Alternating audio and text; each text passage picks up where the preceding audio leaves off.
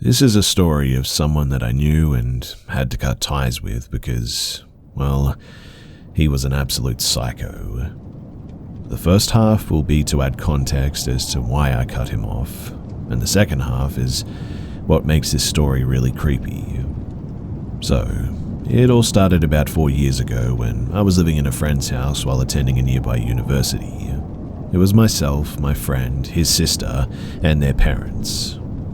Roughly about 2 weeks into staying there, my friend's sister invited her boyfriend to live in the house too, and by all accounts he was a pretty cool guy at first, very sociable and full of great stories.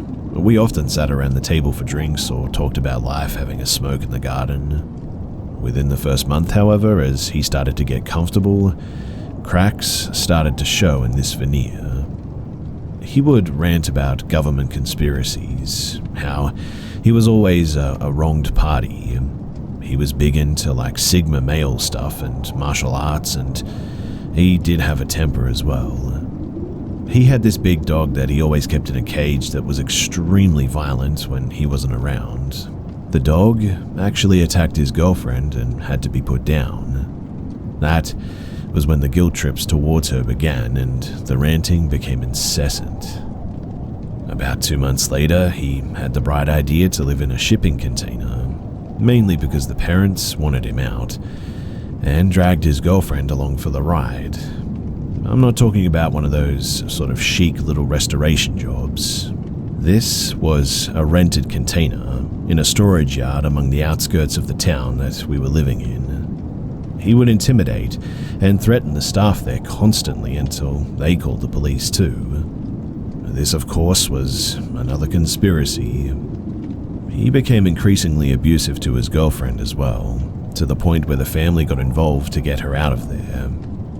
I stuck close to them, having to pretend to be on his side until we could safely get her out. They broke up, which he blamed me for, claiming that I was poisoning her against him to make her mine. She has a new partner now, and they're really happy, so it was never about that. We all blocked the Psycho X on everything possible, but he continued to harass them until, eventually, he disappeared. Or so we thought. You see, fast forward to last year, I started to receive messages over social media from several different accounts, blocking each one in turn when I discovered who it was. Some friendly and some hostile. One of these profiles, however, was pretending to be someone that I knew from university. We talked about life and how things were going, and eventually I was invited to a house party, claiming that it was a free house and plenty of people were coming. I booked the time off work, made my travel plans, and kept talking to this friend, coming up to the date of the party. I mentioned it to my friend's sister, and she was interested in going herself, until I mentioned the address, and she panicked. The address in question was a property belonging to the crazy ex's father that was scheduled for sale. I waited until the day of the party and called the police to check the property, claiming that I suspected a break-in. And they found 5 people there, including the ex, and parked out the front was a butcher's van equipped for food storage and a pretty hefty collection of knives, hammers, and rope. And boy, am I really glad that I didn't go.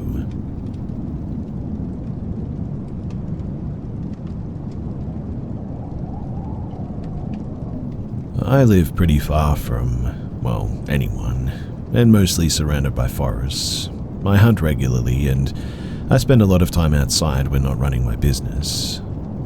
It was early during the hunting season, and around 3 in the morning.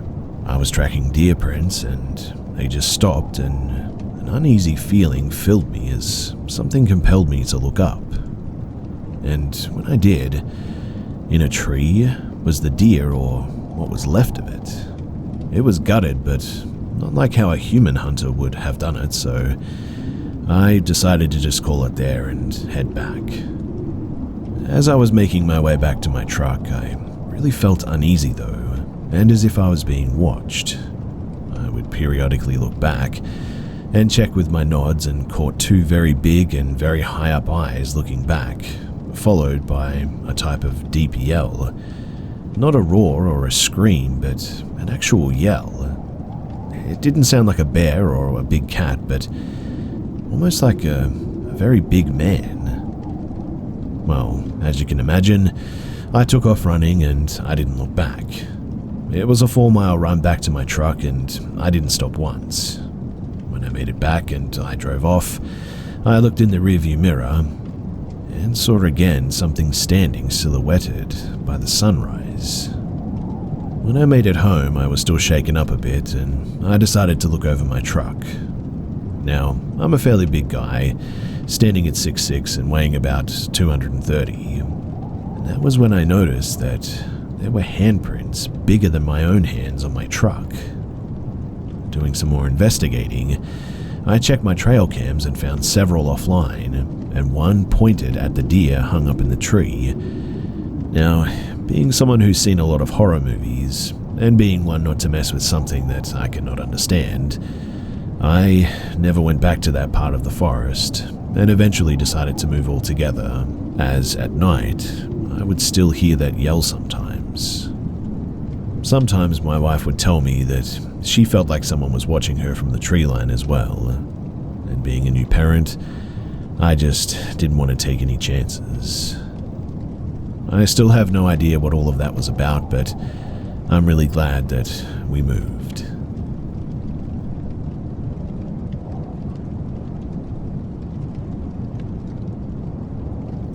So I don't believe in ghosts, but I also have never hallucinated before or ever again after this.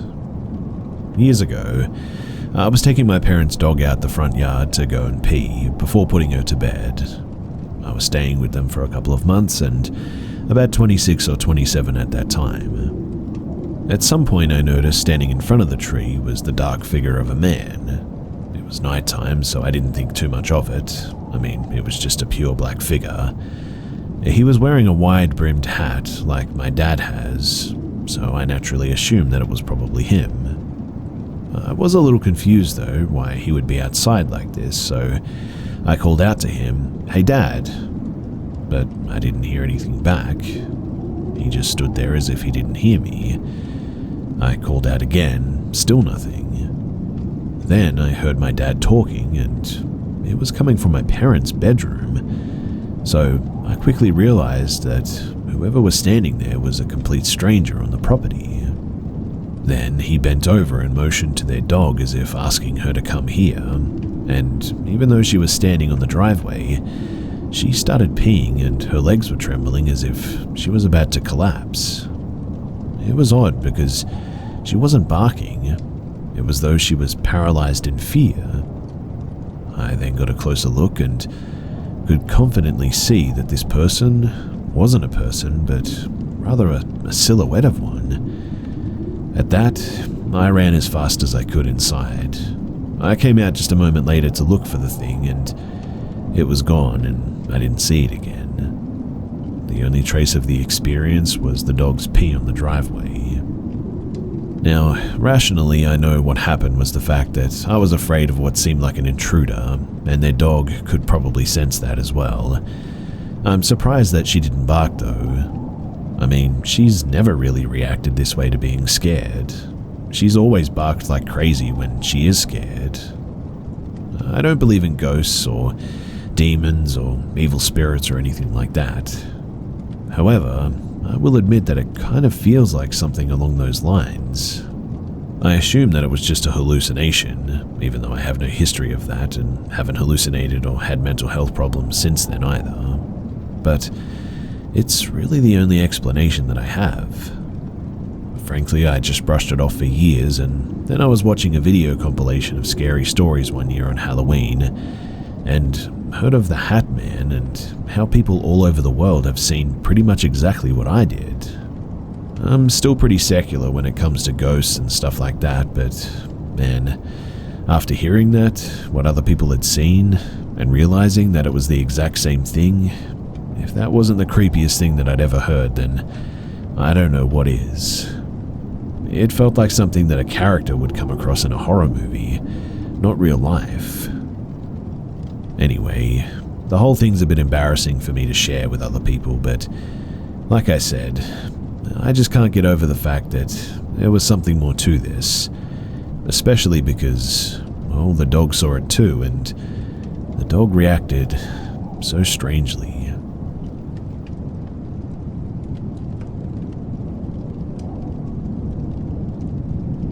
So my family has a house that was custom built for them. The house is 15 years old, and I mean, there shouldn't be any paranormal activity, right? Wrong. I've been seeing shadow figures since 12 years old. I've heard voices, scratching on walls and slamming on windows. My room is 3 stories up, so it had to be coming from inside as well. But there's one experience in particular that I'll never forget. I was getting ready for middle school, walking through our hallway from our kitchen to the front door. I saw a shadow cast by from behind me, but it was still dark outside, so I didn't pay too much mind. But the person must have been between me and the light from our kitchen. I called out everybody's name that lives in the house, but I got no response. At that, I ran to my mum's car and explained to her what had happened. That's when she told me that she has seen them too, and they're apparently only around occasionally. I thought that she was joking at first, until she actively started saying, "Hey, there's a shadow by the door," etc. We still have what we like to call visitors. Some seem to be playful, some wander, and some only stop by once. We'll have a period of 2 to 4 months where we won't see anything. They usually only stay for like 1 day to 1 week. My brother considered himself an atheist until he started seeing figures as well. Now, we're definitely both agnostic. The only reason that I believe that our house is haunted is because any land that could be considered a burial ground for Native Americans might be here, and who knows, unfortunately, we might have built our house on top of one.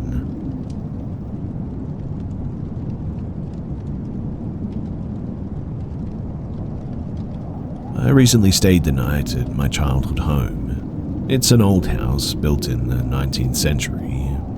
I never felt at ease in that house. It's always just had a really eerie vibe to it. When I was 17, my parents told me that they were able to afford this house, mansion, because the previous owners desperately wanted to get rid of it. The reason being is that, unfortunately, their son had hung himself in the attic. Lots of paranormal things have happened to me in that house too, but I'll give you full details of my last encounter. So, it happened last week. I stayed the night there because I had a football game that was close to where my parents were living. I didn't feel like waking up super early, so that's why I held a sleepover in my old bedroom. I went to sleep fairly early, around 10 p.m. or so, not much later than that. Everything felt pretty normal. I made sure that all the doors were locked. My parents were on a wellness retreat in Germany, and my brother moved out a while ago, so it was just me in the house at that time. I went to sleep feeling comfortable and quite at ease, even though I was cautious, given the history of the house. I texted some of my friends goodnight, and that was it.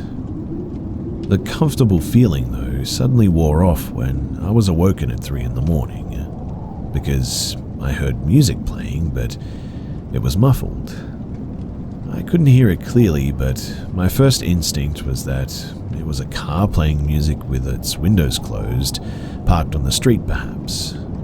I said to myself, I'll give it 10 minutes and the car will pass. But the music was still playing 10 minutes later, and I felt annoyed and quite frankly a bit ticked off. I had to wake up early in the morning after all, and this was ruining my sleep. I walked to my bedroom window to see where the music was coming from, ready to throw a fit at whoever was doing it. I opened my blinds, opened the window to look outside, and that was the exact moment that my stomach dropped, because there was no car, nor was there anyone else outside. I realized then that the music was coming from upstairs in the attic. My parents renovated the attic 5 years ago and made it into their bedroom. I knew that it had a radio on my mother's bedside. She never used it though.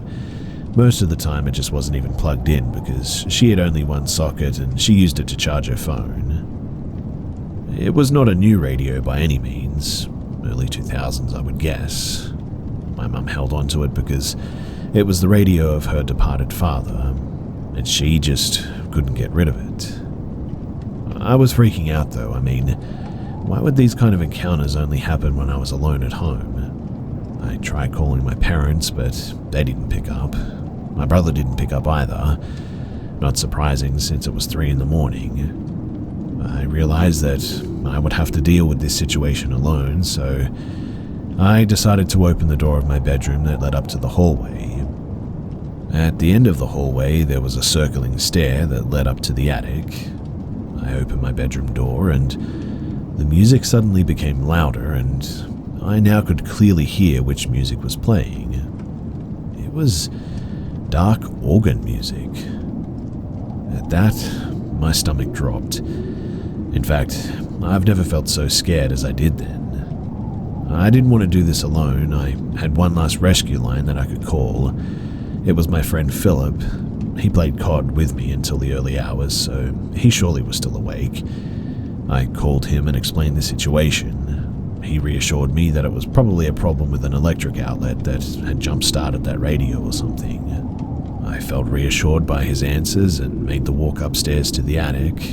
I was with him on the phone the whole time, and I stood in front of the door and I could clearly hear the music now. It was so loud as well. I knew that I had to get in to turn it off, but I was absolutely petrified. Philip reassured me that everything was going to be alright and it was just faulty wiring. I kept telling myself that repeatedly, that it was just faulty wiring as well. Eventually I mustered up the courage and I opened up the door. And as soon as I did, that music immediately stopped. My friend also heard it stop as well. And at that, I instantly ran downstairs, put on all the lights, and watched Trailer Park Boys until 7 a.m. The next day, I played the worst football game that I had ever played. We lost 7-0.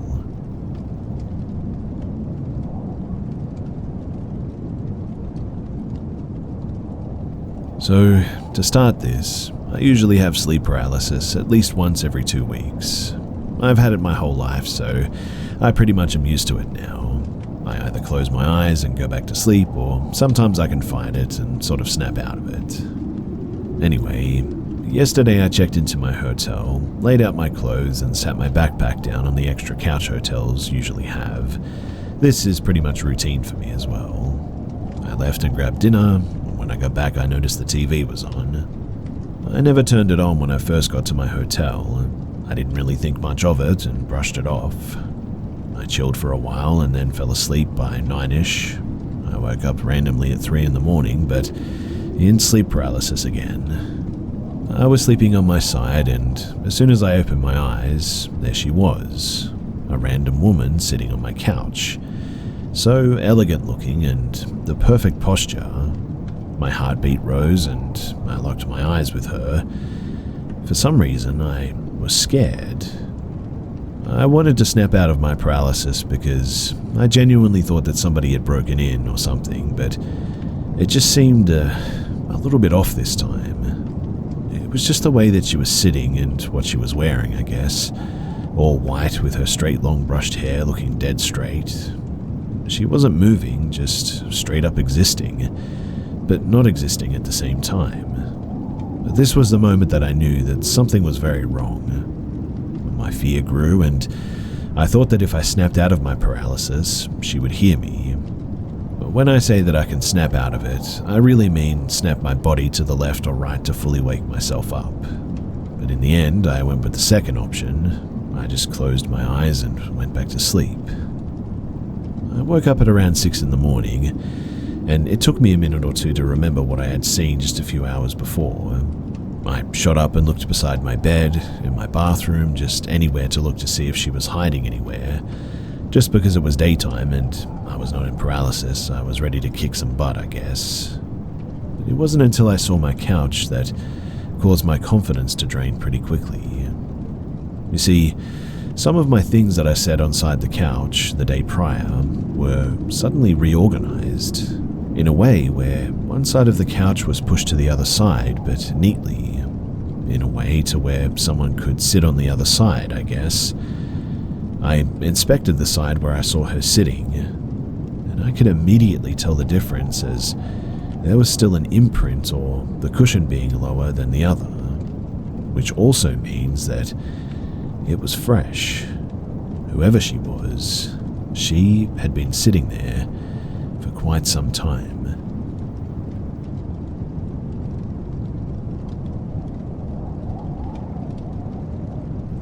So to begin, I would appreciate any input as to what you think this could have been.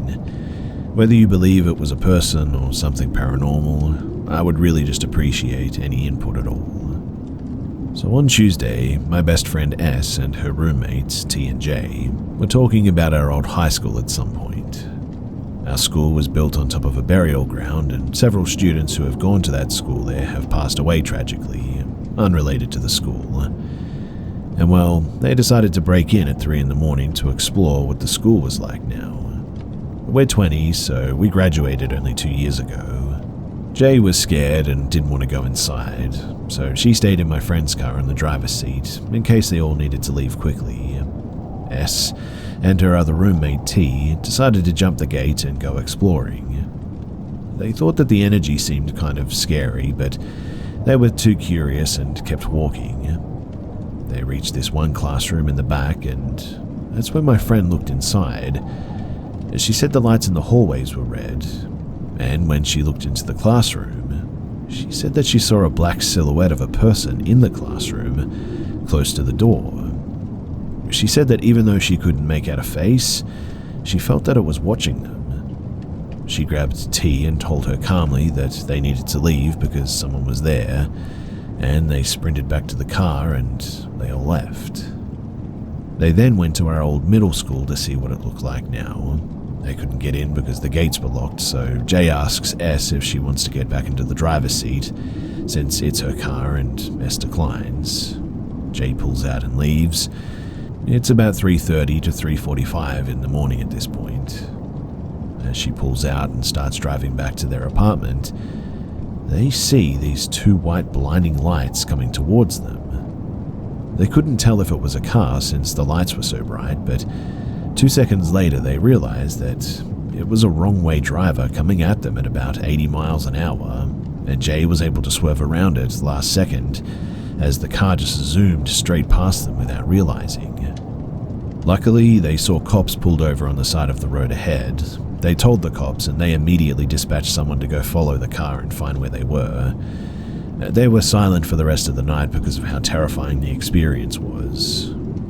But the scary part is that last week, a girl who just graduated from our high school was driving up to Maryland for Thanksgiving with her parents to visit her brother, who happened to be in our grade, and they swerved into the southbound lane and died in a head-on collision. S was telling her roommates about it right before they left the middle school and almost died. She is 100% convinced that she saw a person at the school, but isn't sure if it was a real person or something else.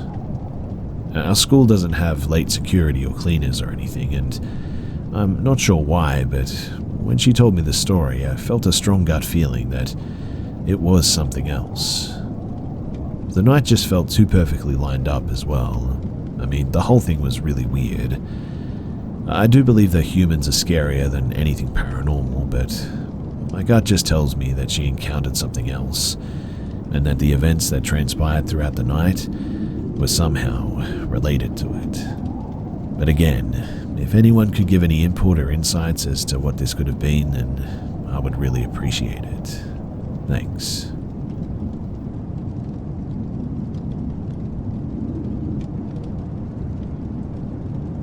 I was somewhere between the age of 10 and 14 when this happened.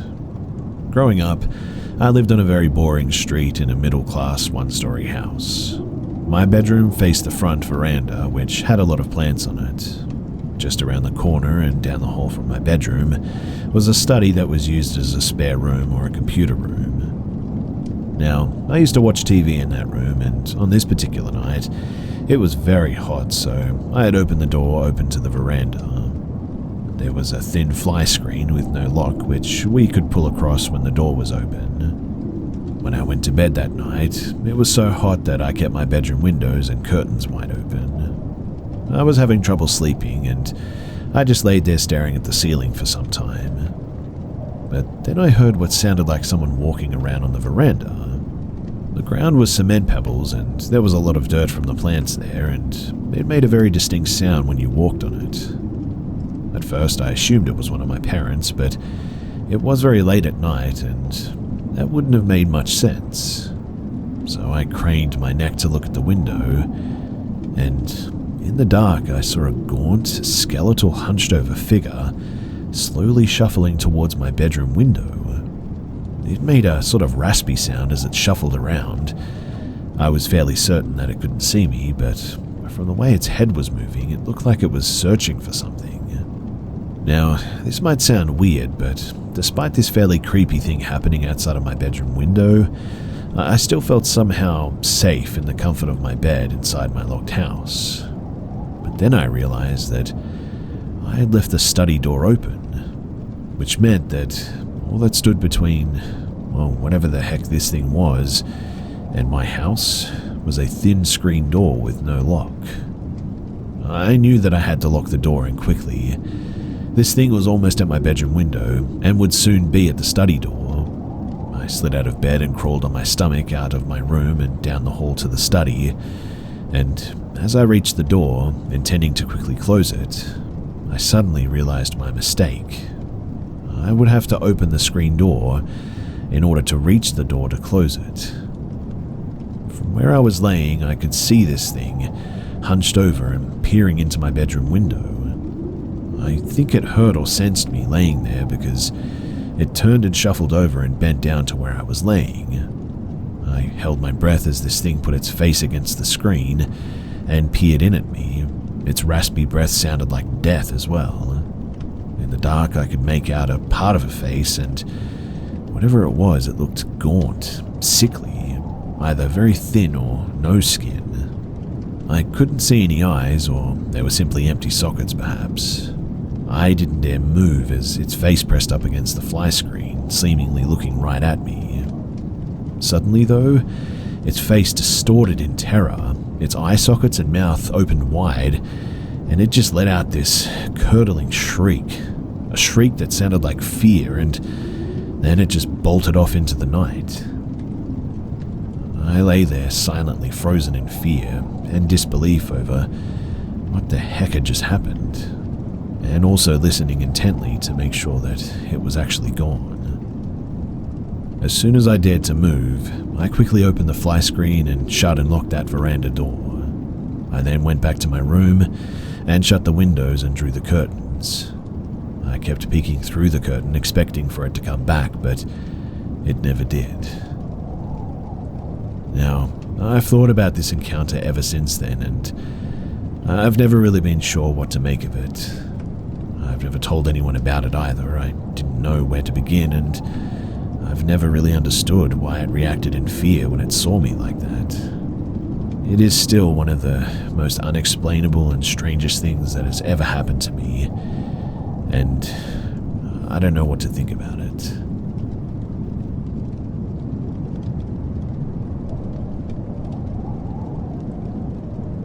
So, before I get into this story, I would like to affirm that everything said is 100% real. In the following months, I've been trying to debunk this in any way possible, but I've been unsuccessful. This story takes place in Charleston, South Carolina, specifically Isle of the Palms, during a family vacation in September of 2023. We stayed in a rental home that I won't name for privacy or potential legal reasons, just a few steps away from the ocean though. I shared a room with my mother, which had 2 twin-sized beds, and to start off, the moment that we arrived at this vacation home, the door slammed shut by itself, almost smashing my grandmother's hand. Now, this could be explained by the door being heavy, I guess, but that doesn't explain why every night we stayed at this location, the doors would open and close themselves. It didn't matter if the doors were locked, had stuff in the way, etc. The main culprit of the door opening and closing was my bedroom door, and I was sick at this time and had a very poor sleep schedule, so I would usually stay up at really odd hours anyway. My mother was staying in the same room as me, and she would lock the door every night, so I didn't make any noise to wake her up. Without fail, however, that door would always slam open. I would close it again, then an hour or so later, it would slam open again. This even happened right in front of me a few times as well, which really freaked me out. Please note too that the opening and closing was not limited to that one door. Every door in the place would do this, just mine was more prevalent than the others, I guess. For example, my grandparents' room opened just a creak and stopped the second that I looked at it. But anyway, at around our 5th day of our stay, I was pretty tired after returning from a large dinner. I decided that it would be best to try and take a short nap, while the rest of my family went out to the beach for a while. This would turn out to be a huge mistake. Everyone left one by one, and I could hear the large door open and close as each person left. The house was quiet for around 30 minutes. I had not yet fallen asleep, but I had covered my head in a blanket, something that usually helped me to fall asleep in the day. After a short time under this blanket, I felt what I can only describe as a depression in the bed, a very distinct sensation of someone sitting with their hands on each side of their body. Keep in mind, this is a very small twin-size bed. If there were one of my family members, I would be able to feel them brush against my body. However, the only thing that I felt was the indentations on the bed. From what I could tell, it felt like a small woman sitting down. Not a lot of weight, but just enough to definitely be able to feel them sitting next to me. They said nothing, did nothing, didn't even move, and this shocked me, obviously. After a few minutes, whatever it was making the indentation on the bed seemed to stand up and just leave. I did end up falling asleep after this by some miracle. However, my fever had gotten much worse at this point as well. And that's pretty much it. Please do let me know if you have any ideas or similar experiences. I would say that I'm more of a skeptic, but honestly, this was kind of crazy to me. If anyone has any questions, then I'd be happy to answer, but like I said, I've been racking my brain over this for some time now, and I really just cannot explain this.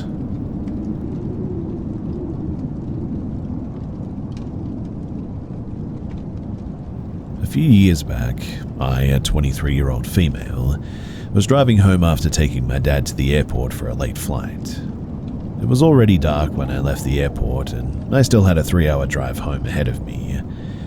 A few hours into the drive, I get recalculated to some windy backroad highway.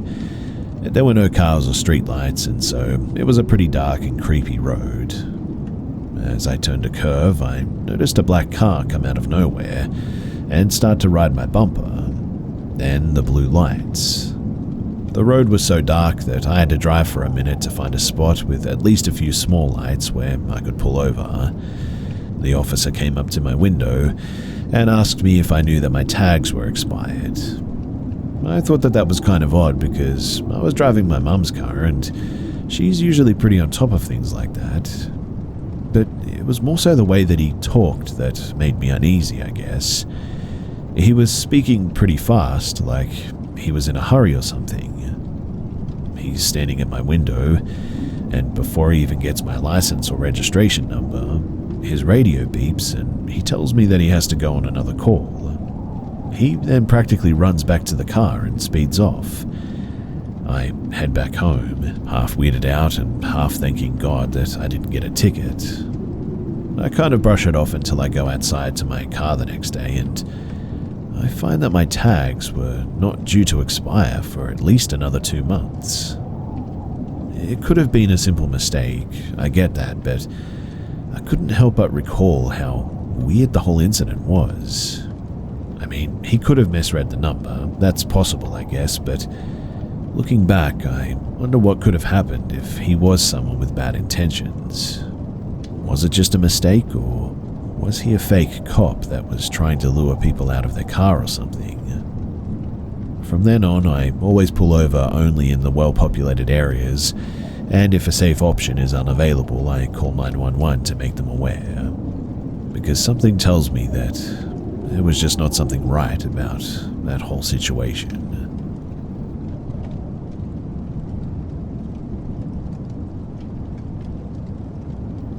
I never really discussed this because, well, it creeped me out, but I remember it from time to time. This happened years ago, and I was in a long-distance relationship at the time. So every other week, I went to my ex's hometown and stayed there for the weekend. It was about a 2-hour trip to get to the town station and another 2 hours to walk by foot to get to his house. 15 minutes if you go by car, which isn't always available.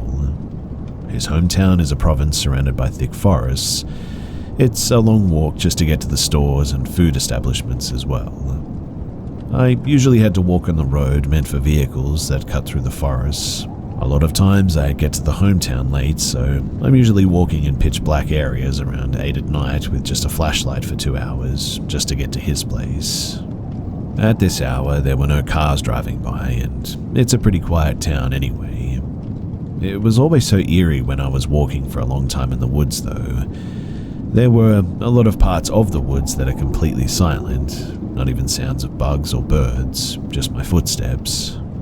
Those were the times when I felt like I was being watched, but I never turned around in fear that I might see anything or whatever. But after maybe a few weekends of me doing this and staying there was a weekend when a car was available. My ex took me to the station and we parted ways there. When I got home, he called me and said that his relatives who were driving home, they live near my ex, had seen me walking by the road in the forest. They had been discussing it before he called me because they were scolding him for making me walk to the station alone at night like that. He explained to them that he drove me to the station and that there was no way that I was in the forest since I was already home too. I asked if they were sure that it was me or just someone who looked like me, but they perfectly described what I was wearing that day. But they haven't seen me at all during that weekend, so there's no way that they could have known what I was even wearing. To add to this as well, his relatives are not the type to joke about stuff like this. They also said that they got a good look at this person and that it was definitely me. Until now, I don't know how to explain it. It creeps me out thinking about it and knowing that there was something that copied my appearance. I eventually broke up with my ex and realized how much I despised his hometown. The air there feels heavy and depressing. He also said the same thing back then, but I don't really know anything about doppelgangers and I'm still skeptical about them, but this always makes me question what I believe in. I also had a previous incident back then too with my friend group. All of us were walking down the stairs in school. We went to the bathroom and found one of us missing. We were asking each other where she was because we were just talking to her as we were walking. But this friend showed up in the bathroom complaining that we didn't wait for her and she was left in the classroom while getting her stuff. We genuinely thought that she was just messing with us. I mean, we were literally talking to her before she disappeared. But a lot of other people had vouched for her that she was always in that classroom with them, and they left the classroom together with her before she looked for us in the bathroom. So, again, I just don't know how to explain this.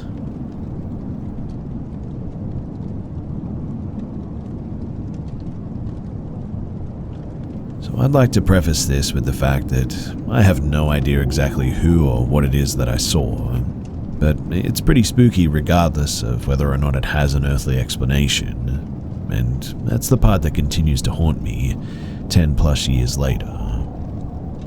So I grew up in Sleepy Hollow, New York, home of the Headless Horseman, and allegedly a number of other hauntings.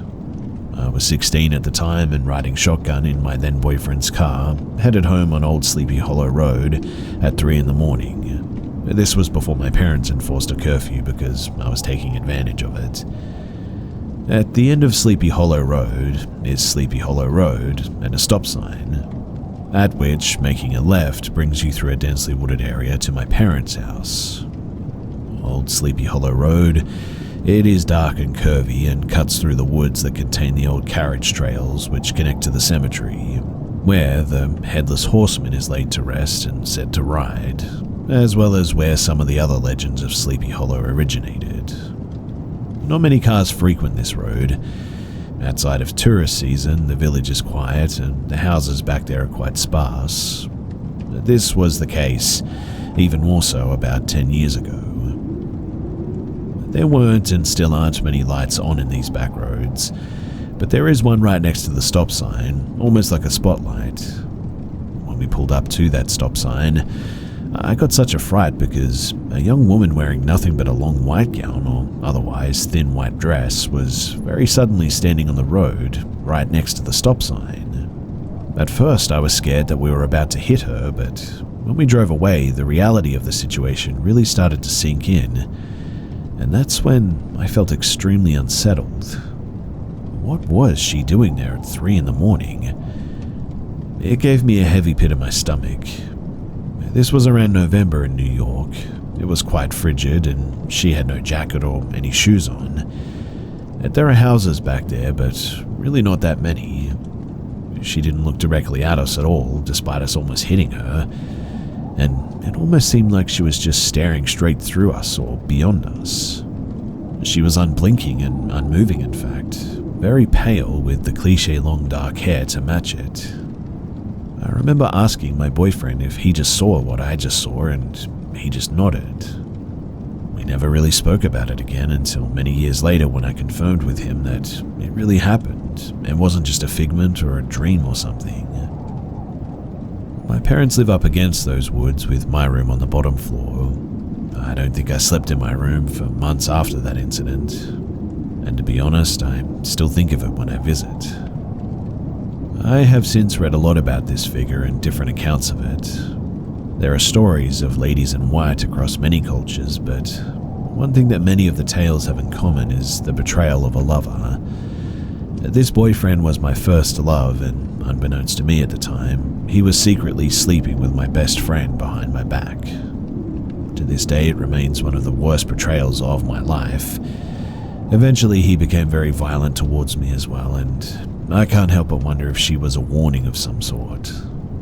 Of course, there are other related ghost stories in the immediate vicinity of where this occurred, like the woman who froze to death at Raven Rock where she sought refuge during a harsh winter storm, a colonial woman who died hiding from a violent suitor, a Native American girl who was killed at the hands of her jealous lover, a teenager who died after being pushed out of her boyfriend's car during an argument.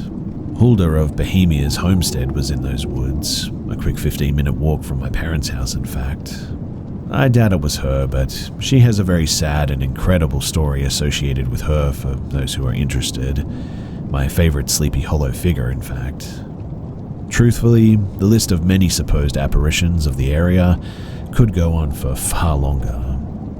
The happy ending, I guess, is that I dumped that loser and I grew up to work in the morgue. I definitely don't scare easily, and while I've had a few other unusual experiences throughout my life, this one is truly a mystery to me. I think of it every time I drive past that stop sign, and I sometimes still have dreams about it, as was the case last night. So I've resolved to get it all out here in an attempt to unload it to some internet strangers. Feel free to share your opinion or theories or similar stories, skeptic or not, because it's nice to be able to talk about this, and it's nice to be able to get it off my chest.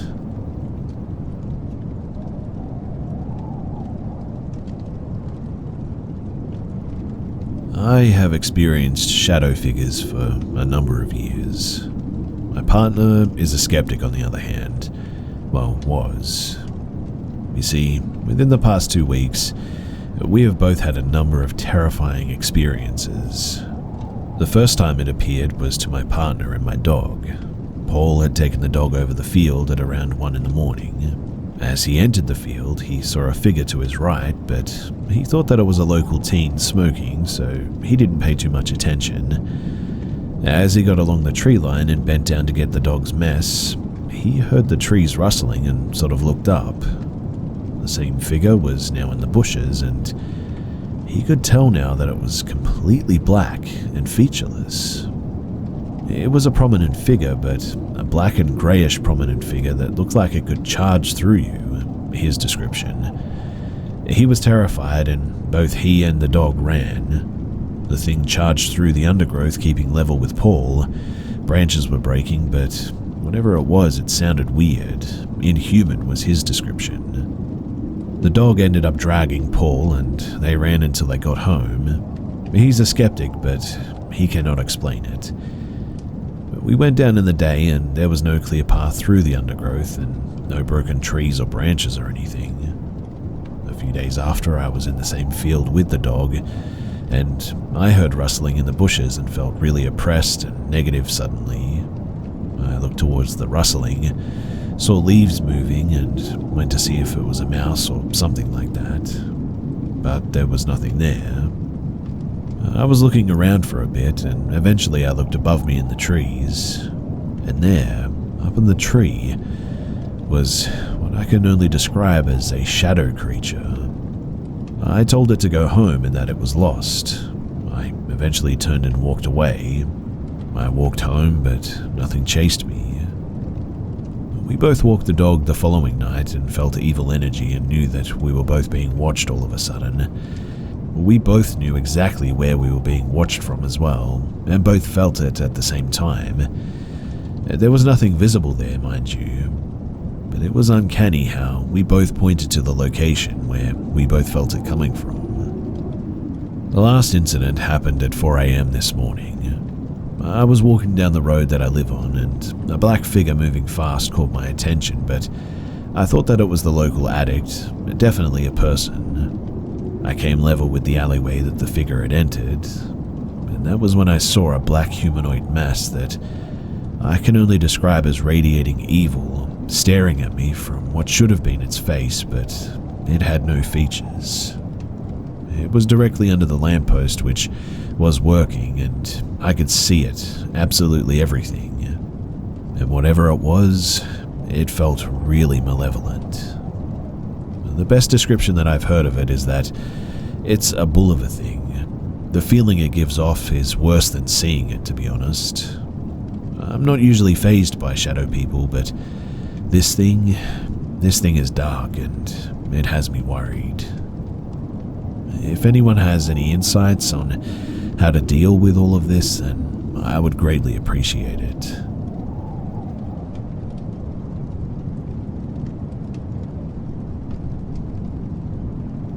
I, a 28-year-old female, live with my sister, 26. She has 2 small dogs that also live there, and I have 2 cats and sleep with my door open, so they can go in and out as they want. My sister sleeps with her dogs in her room with her door shut. When she gets up in the morning, her dogs run out and get into my bed with me because I usually sleep in later. My boyfriend spends the night most nights and leaves our house at around 7:45 in the morning to go to work, where he clocks in at 9 a.m. I sleep with no lights and blackout curtains. My boyfriend doesn't turn any lights on and just leaves the room and gets ready outside of my room too so that I can sleep. Now, this morning my mum was here while I slept because her and my sister were going to go shopping together. My sister's alarm went off at around 10 in the morning and she got up to go to the bathroom. She said that she noticed that my door was shut, which is unusual, and she went to the bathroom, right next to my room. When my sister came out of the bathroom, she could see my door was now open and her dog was just sitting in my room and staring. This would be the first time in almost 3 years that they haven't just immediately hopped into my bed. She told her dog to lay down or to come out with her, but her dog just didn't move. She came into my room to get her dog and was startled to see my boyfriend sitting up in bed next to me because he's usually gone for work before she gets up. The room was pitch black, except she said that there was a light on him, like he had his phone on or something. She left quickly because she was obviously embarrassed to have come in while my boyfriend was still in bed with me. She said that I was in bed sleeping on my side. She asked my mum if she had opened my door, but my mum said no. Later though, I wake up at around 12 p.m. and my mum and sister ask me why my boyfriend went to work later than normal. Me, never waking up when he leaves, said, I don't know, but maybe he overslept. I called my boyfriend and asked what time he left, and he said in a really confused voice that he left at 7:45, like normal. My sister didn't believe that, so I asked him to send a picture of his clock in a slip, and it showed that he clocked in at 9 a.m. He would have been at work before my sister even woke up at that, and there was just no light on in my room. I mean, I don't have any lamps next to my bed, and my phone was under my pillow when I woke up, so even if it was a pillow or something in the dark, neither me or my sister can come up with an explanation for the light, let alone why she saw a person in bed with me when I was alone, or how my door opened by itself like that. So my question for all of you is, was this a ghost? A time slip? A glitch in the Matrix? Does anyone have any idea as to what could possibly explain any of this?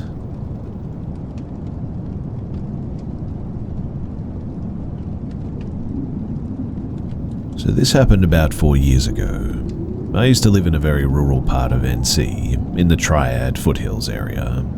I was about 17 at this time, and my house was in the woods, about a football field's length away from the road, which wasn't a major one, just a back road. We did have neighbors, I guess, one on one side, and they were pretty close, separated by maybe 10 yards and some trees, but the other side, there's a few acres between us and the nearest house. Behind our house was acres and acres of fields and woods, and there was also a pond down there as well, which is important for later. Now, we had a dog at the time, and he had a sort of lot that we would put him in at night to sleep in. It was nestled in the very edge of the woods, about 100 feet from our house, and it was about 7 or 9 at night, and it was winter. Probably January to February, but I don't remember exactly. What I do know is that the holidays were over though.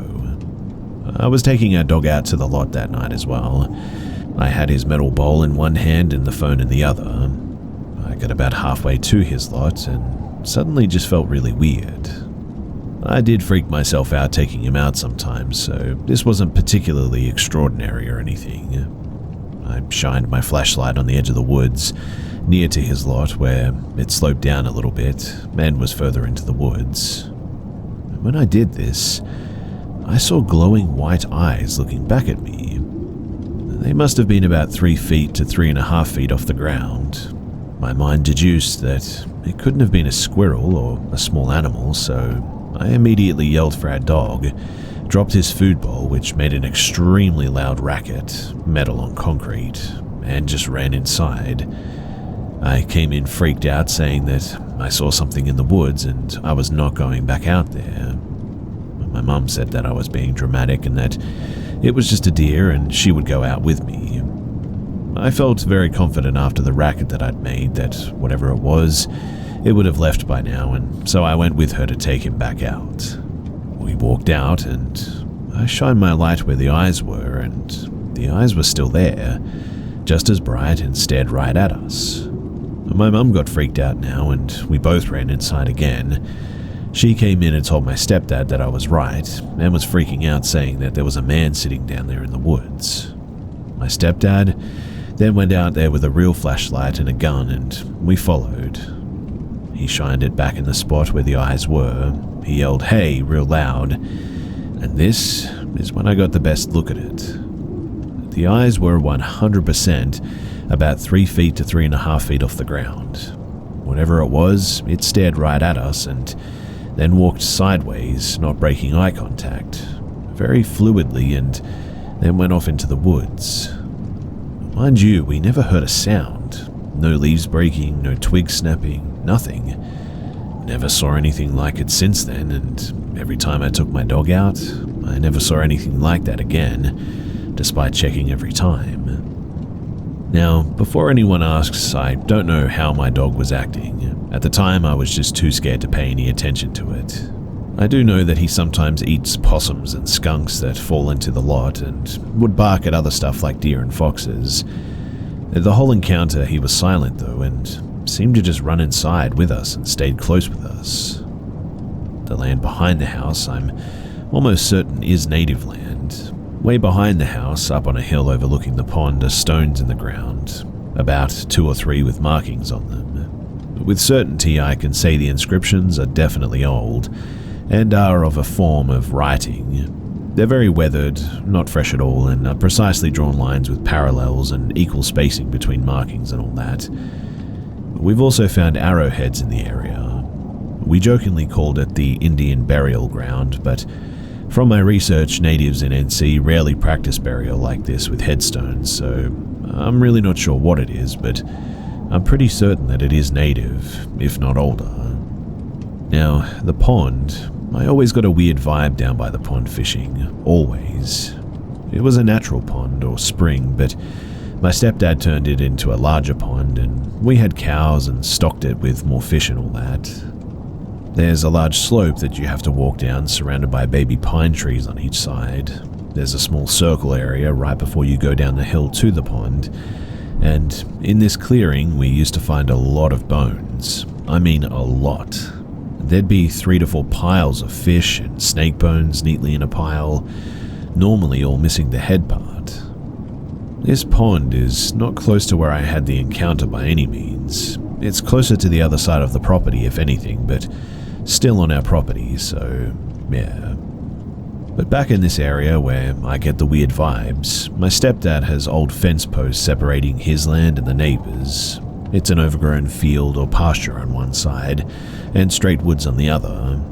The neighbors did come back here sometimes, but normally just to ride ATVs. Anyway, one day in the summer I went back there with friends, and in the very back line of the property was a crow's head stuck on the fence post. It was really freaky, and because of that we dipped. I've seen this before at my grandpa's house too.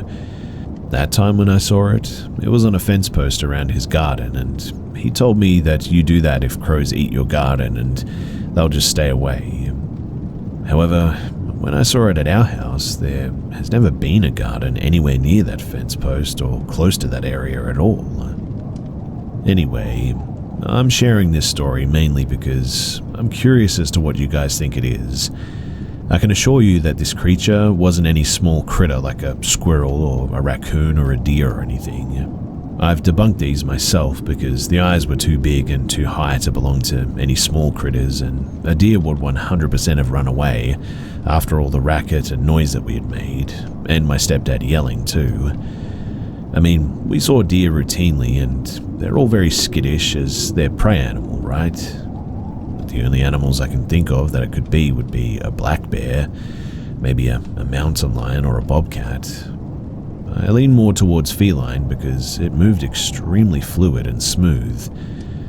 The issue with this though is that mountain lions aren't found in NC and bobcats are native but would be too small to fit the height of the eyes. A black bear is plausible, I guess, but also very, very rare to find in this area that I live in. You find them mostly in the mountains, if anything. Also, I would think that a black bear would make more noise like grunts and not move so fluidly like that. And like all animals really, they would have made much more noise moving away. It's a small community and everyone knows everyone pretty much, and everyone in that area hunts. There's a lot of game trails out, and usually when someone spots something out of the ordinary, like a bear or a bobcat or a big buck or whatever, it's the talk of the town, but no one's ever mentioned seeing something weird in the area at the time. But like I said, I'm curious as to what you guys have to say about this encounter. I added the info about the native land and the crowhead and the pond, just in case these are any signs of cryptids or whatever, and could be useful in identifying it, if it is paranormal, that is. I mean, I admit that it could be completely coincidental and not related, but I just thought that it could be potentially important. So, if you have any questions or feedback, then shoot them my way and let's try and figure this out.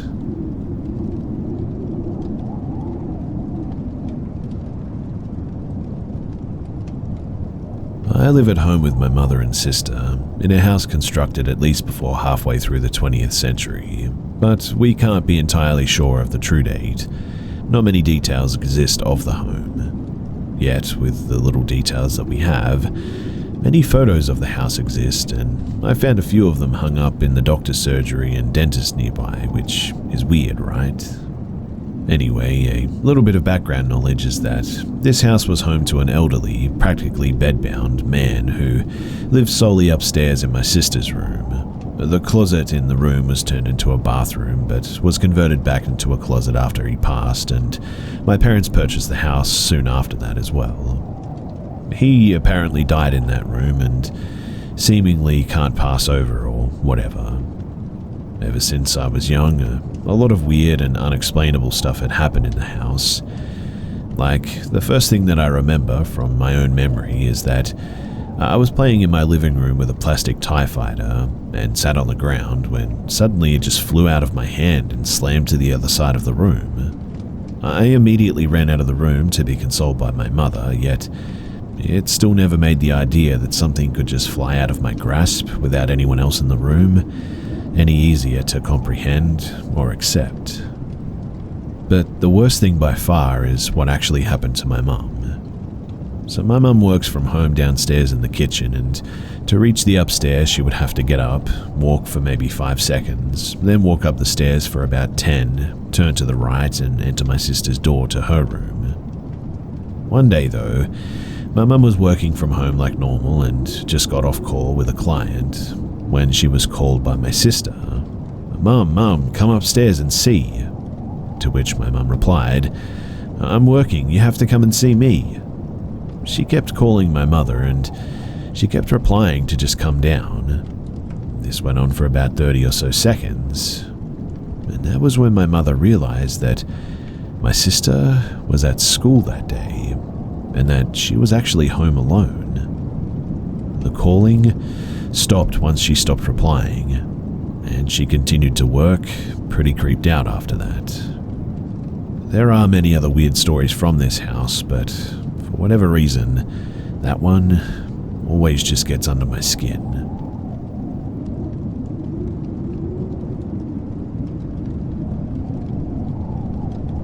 So, I'll start this by describing some things. So first, I'm in the car with my brothers and our mum pulls into the driveway of our grandmother's house to check on her due to recent concerns. She hadn't been answering anyone and it had people worried. Now, here are the parts that made it feel closer to a horror film, I guess. So she had hundreds and thousands of broken nutshells on her front porch. She always has lights on in her house after dark, but you know what? This time it was pitch black. No lights through any blinds, and it seemed really odd. Anyway, we pull in, and this pit of dread just appears in my stomach, and a sour feeling just fills my mouth all of a sudden. Then my mum turns the radio down and tells us to stay in the car. I mean, cool, I wasn't going in anyway. It was way too creepy. And goes to the door and tries the screen door. It's locked. No big deal, she knocks on the door like an officer, but the inner door opens so quickly, as though she had just been behind the door waiting there. I got chills at that, and our grandmother looked inches taller, which was really weird. My mum goes in and the door closes behind her, and this pit had instantly evolved into a feeling of just dread. My brother and I shared a look as we got the same chills. For whatever reason, that evening, the house just felt evil. That's the best way that I can put it. Now, after a few minutes of mentally wanting her to get the heck out of there, she storms out and gets in the car and we pull out. The next few minutes down the road were tense. She seemed mad, annoyed. That's what we thought she was anyway. But then she starts crying. Now we're confused. So we're asking if something happened. she starts to tell us about what happened, and apparently there were no lights on in the house, none at all. Our grandmother goes through the archway in the dark with no problems. Mind you, she has bad hips and she's really clumsy, but she wasn't grabbing the rails on the wall for help or anything this time, nor did my mum smell any cat urine. I know that's odd, but her house has 3 cats and a litter box that is difficult to clean, so it really should smell. I mean, it always does, but not this time. Instead, my mum smells floral scents like lily and lilac and a bit of lavender perhaps, everywhere as well. Then my grandmother stands in the middle of the living room with her arms neatly together, in the darkness still, mind you, while my mum tries to turn on a light, but the light bulbs just were all taken out. Now this was just beyond reasonable because she couldn't have removed them without any help. The floral scent got worse the closer she got to her, and the room was really stuffy, hot, even dark, and our grandmother didn't want any lights on apparently. The couch was against the heater, and the heater wasn't even on. The blanket on the couch was neatly folded like it hadn't been used. All signs of the cats were gone too.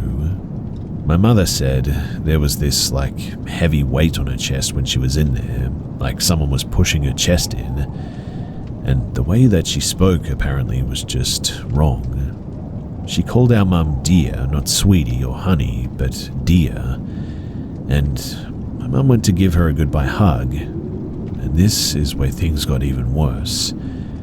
My mother is taller than her, and so she has her arms over my grandmother's, naturally. But this time, when my mum hugged her, she was shorter than my grandmother. And she said that she looked younger, like there were fewer wrinkles in age, and that it felt like she was hugging a stranger.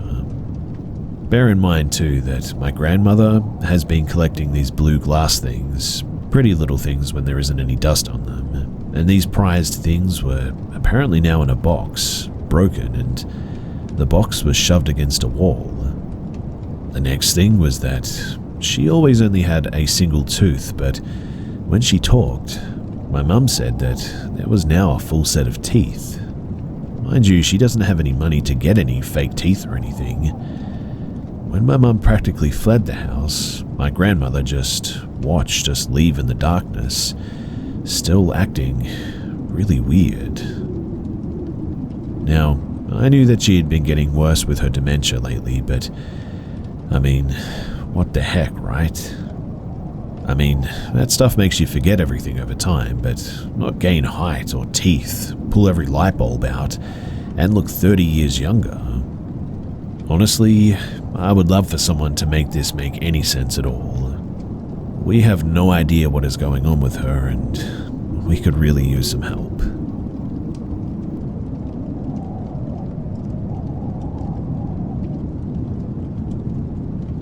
This happened when I was about 10 years old. I was at a ski resort with my dad, stepmom, and 3 sisters. And when this happened, my sisters, dad, and stepmom were still out skiing, but me and my sister Ava got cold, so we went back to the hotel to get some food. We sat at the restaurant in the hotel until my stepmom came down. We asked her if she could hold the table so that we could go up to the room quickly so that we could drop off our ski jackets. We take the elevator, and once we get off, we start to walk to our room. That's when I hear someone behind me go, "Hey." Keep in mind that we're both still about 10 and 11 at this time. I didn't think that he was talking to us, so I just ignored it. We walked into our room, but before we can close the door, the man steps into the doorway. He was tall, probably about 6 feet, and looked pretty old, maybe in his early 60s or late 50s, and he was wearing the hotel staff uniform, but just without the logos. The thing that raised a big red flag for me, though, was that he was wearing black surgical gloves. He says, "Hey, I was just talking to you." We spin around, caught off guard. Ava says, "Oh, us?" He goes, "Yeah, you. I was wondering if you could grab a pitcher for me and come into my room to pour some water for me." Our parents always told us to never trust strangers, and we already got a bad vibe from him, so we politely declined. His tone then got a little bit annoyed, and he said, "It'll just take a second. Can you please just pour me some water in my room?" At this point, we already knew that this wasn't right, so we said no again. This conversation went back and forth for about 3 minutes until he tried to walk into our room. Our instincts kicked in at this point, and I ran towards the door and said, "Sir, we're good," and I slammed the door on him. Ava and I sat in the hotel room for about 10 minutes, panicking on how we were going to leave or talk to our parents because we had left our phones downstairs. We looked out of the peephole and he was gone, so we eventually bolted down the hallway and ran back down the stairs to the restaurant. Once we told our stepmom, she was obviously mortified and went to the office security. They interviewed us and asked us for the description because they didn't have any cameras in the hallway apparently. We gave them the description and they told us that nobody with that description worked there and that most of them were young broke college students. At this point, it really set in that if I had accepted and just helped him, that may have just been the end of me. So, everyone out there, please do teach your kids stranger danger because it may save their lives just like it did mine.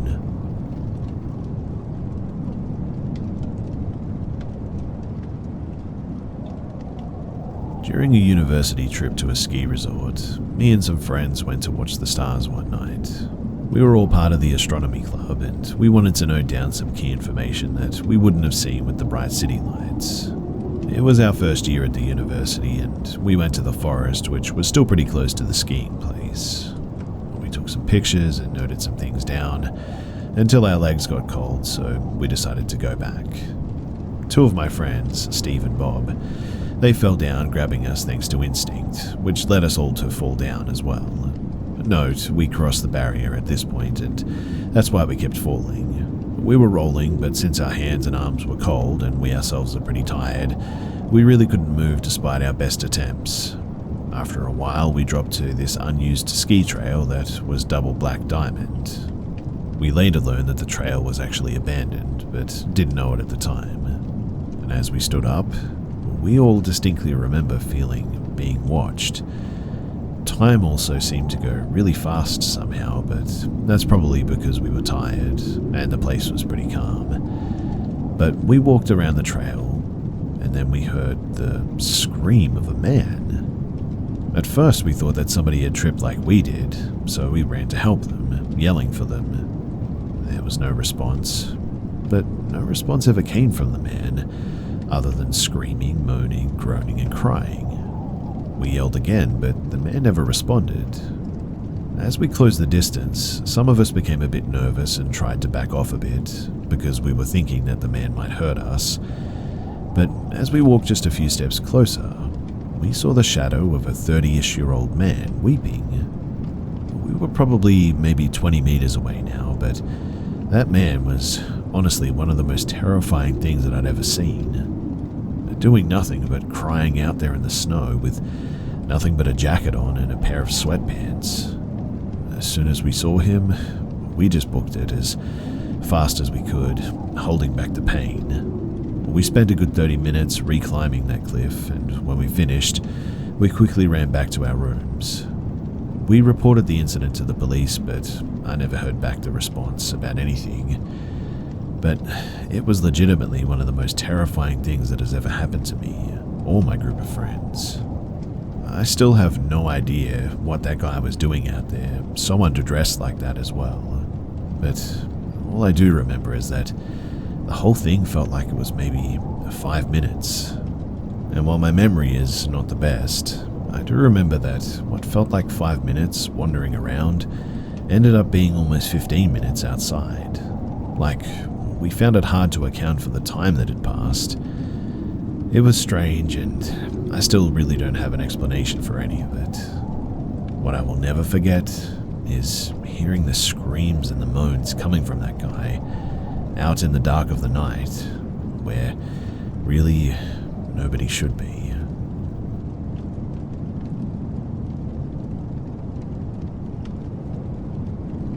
My husband and I have been together since we were 16. We're now 24 with 2 kids, and this all started before I met him. His stepmom came into the picture when he was around 13 and brought with her what my husband described as a satanic book. It gave everyone the creeps, and my significant other's dad decided to burn it, which resulted in ear-piercing screams when it hit the fire, apparently. After that, they started experiencing strange activity, such as items being moved. The most unexplainable was a laundry hamper that was found on the top of their roof. His sister also had an experience being woken up to a black figure hovering over her, choking her. Her boyfriend at the time witnessed this too. When my husband and I got together, I spent many nights with him, but whenever I did, I always had a bad feeling over there. But what changed me from a skeptic to a believer was when I placed my phone on the TV stand, and not even a minute later, my significant other and I watched my phone fall from the ceiling in the corner of the room. Anyway, we moved into our first apartment together in 2018. Whatever it was followed us, and the activity went from sparse to almost daily. Unexplained footsteps, items not being where they should be, cabinets opening and slamming shut, doors opening and closing. We moved in 2019 and we were followed by whatever this was again. Nothing about the type of activity changed, but this is when it started showing itself to us. The first time, my husband and I were relaxing on the couch, which faced towards our dining area. The kitchen was behind the wall of where we had our TV set up, and I'm really not sure what compelled me to stop our conversation and look in that direction, but what I saw chills me to this day. Peeking out from behind the wall that separates the living room and the kitchen was a shadow figure of a tall man. It stayed long enough for me to get a really good look at it too, and know without a doubt that it wasn't my imagination. As soon as if it noticed that I saw it, it pulled itself back behind the wall though. During that moment, I was more curious than afraid, and I pursued it in fact. When I got around the corner, there was nothing in the kitchen. When I think about it now, I wonder just how many times this thing was spying on us in fact. And also, why would it pull itself back into the kitchen instead of disappear right there? Did it want me to follow it? In any case, shortly after this incident, my daughter was born. The activity, unfortunately, got worse again. It became a nightly occurrence that her door would open by itself. This also happened during her naps even. Not only was my husband now seeing this figure too, but it also started touching us and even being vocal. One night, while laying in bed, I dropped my phone off the bed, and while leaning down to grab it, I felt a hand stroke my arm. I'd also often feel like my husband was getting into bed with me and hear breathing in my ear, only to roll over to find myself alone. My husband, he also had his foot grabbed one night while playing video games. Night was when most of the activity happened. Our daughter was waking up screaming over 20 times a night. Her doctor said that it was the worst sleep regression that she's ever heard of. We moved again though in 2021. Our very first night being there, I was unpacking in the kitchen while my husband was putting our daughter down for bed. I turned around to see a huge shadow of a man go from one end of the kitchen to the other and disappear. Another night, we were woken up to banging on our walls, which faded out into tapping. This was a wall that separated our room from our daughter's room. My husband decided to tap back at that point, and the tapping would repeat every pattern that my husband did. We let our daughter sleep in our room that night, and when we woke her up, she pointed to the doorway and told us that there was a man there. We moved again in 2022, our current residence, and I'm not sure what has changed, but the activity comes and goes now. Sometimes there will be very little activity for months, and then it's a sort of rush of seeing figures, doors opening and closing in front of us, etc. I can say that this activity does pick up during stressful times, Our daughter is now 4 and will occasionally bring up the shadow that visits during the night. It's never harmed us, which I'm thankful for, and we've lived with this for so long that it's more like a noisy roommate at this point. But my question is, do we continue to coexist? Or should we get answers and try to remove it? Should we ignore it? Or should we do something about it? What do you think?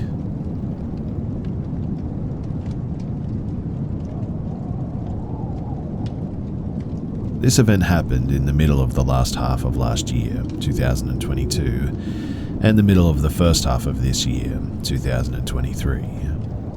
So I'm a student in the Polytechnic of Port Dickson, Malaysia.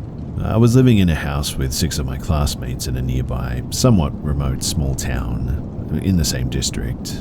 We're used to commuting to our college using several roads with a stretch of about maybe 10 kilometers, which runs in the middle of the forest, oil palm plantation. The road had no road lights. We depend on our high beams when using the road at night because we literally cannot see anything beyond 20 meters at night.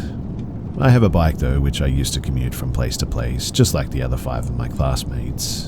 And one guy had a car, which we would often go carpooling in. Now, back in 2022, me and 5 of my mates went out to eat at night after a hiking trip to the nearby hiking spot on the weekend, leaving one guy, Chad, at home because he was sleeping.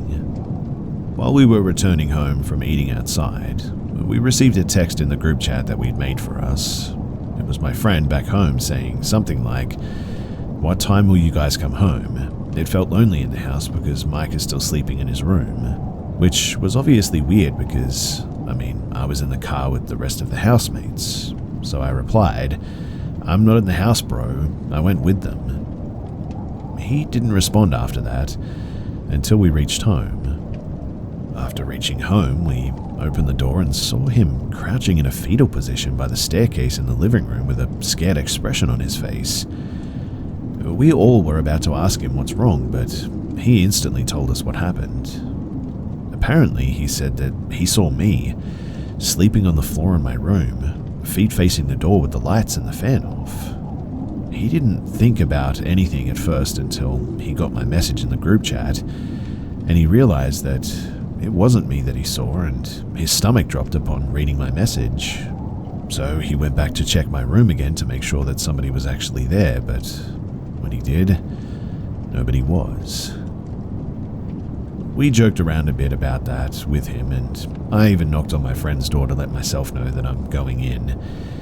We didn't take him too seriously is what I'm getting at, just to try and calm his nerves down, I guess. We also don't really have trouble sleeping that night, but I'm sure that he didn't get much sleep.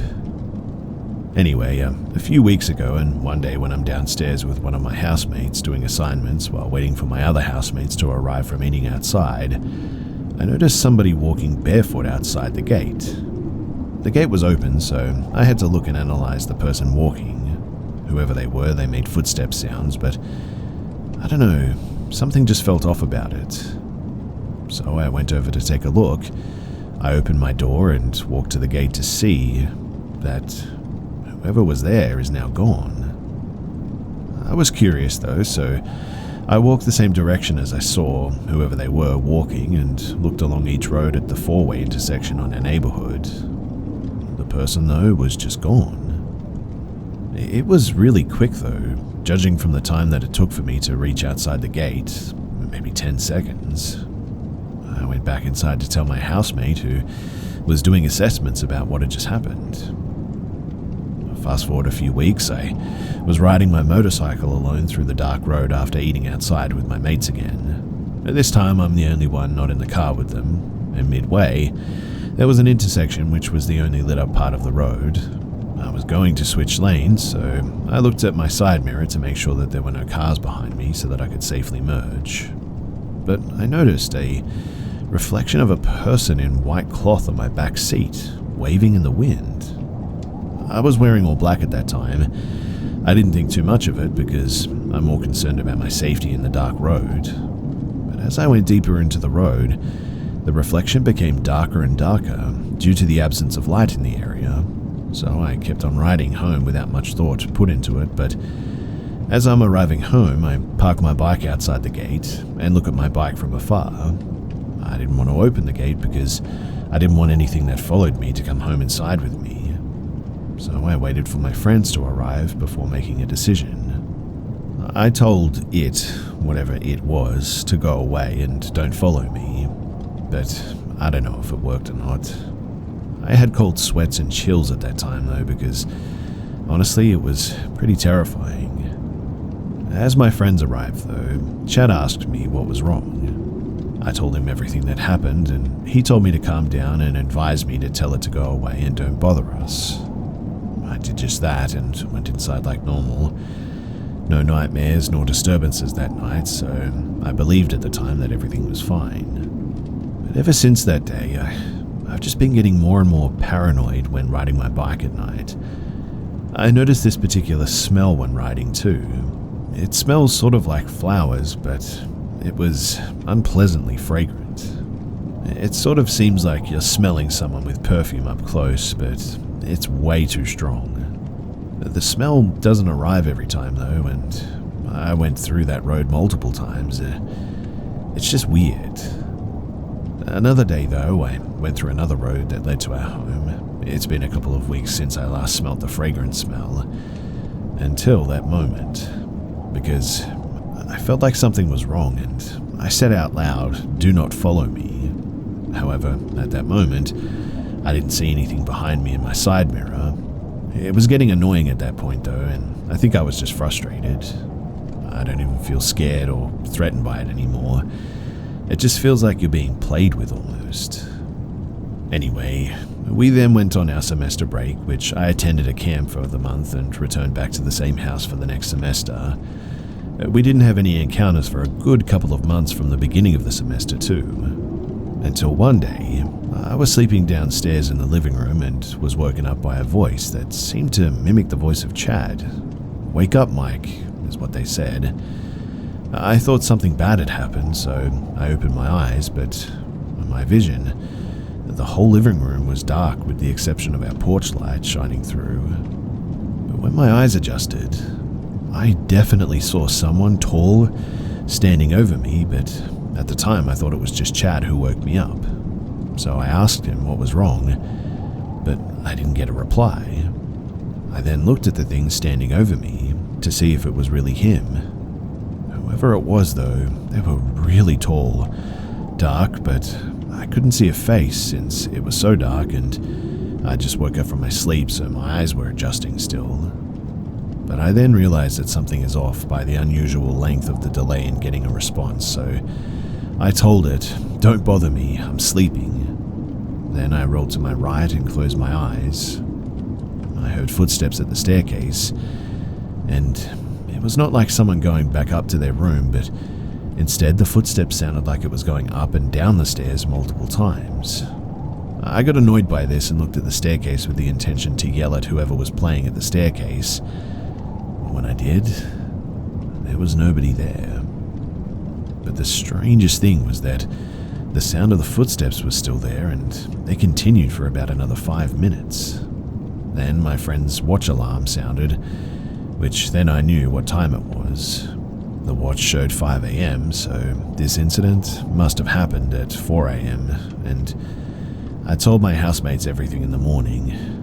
They were obviously freaked out, but we just didn't know what to make of it. To this day, I still don't know what to think about all of this. I mean, what were those things that hitched a ride with me that day? The smell and the tall figure calling my name and waking me up like that. All I know is that I saw something, heard something, smelled something, and I even felt them. Feel free to speculate on what all of this could be about, and if you have any insights, then please do let me know, because we're now thinking about whether or not we should do something about whatever this is.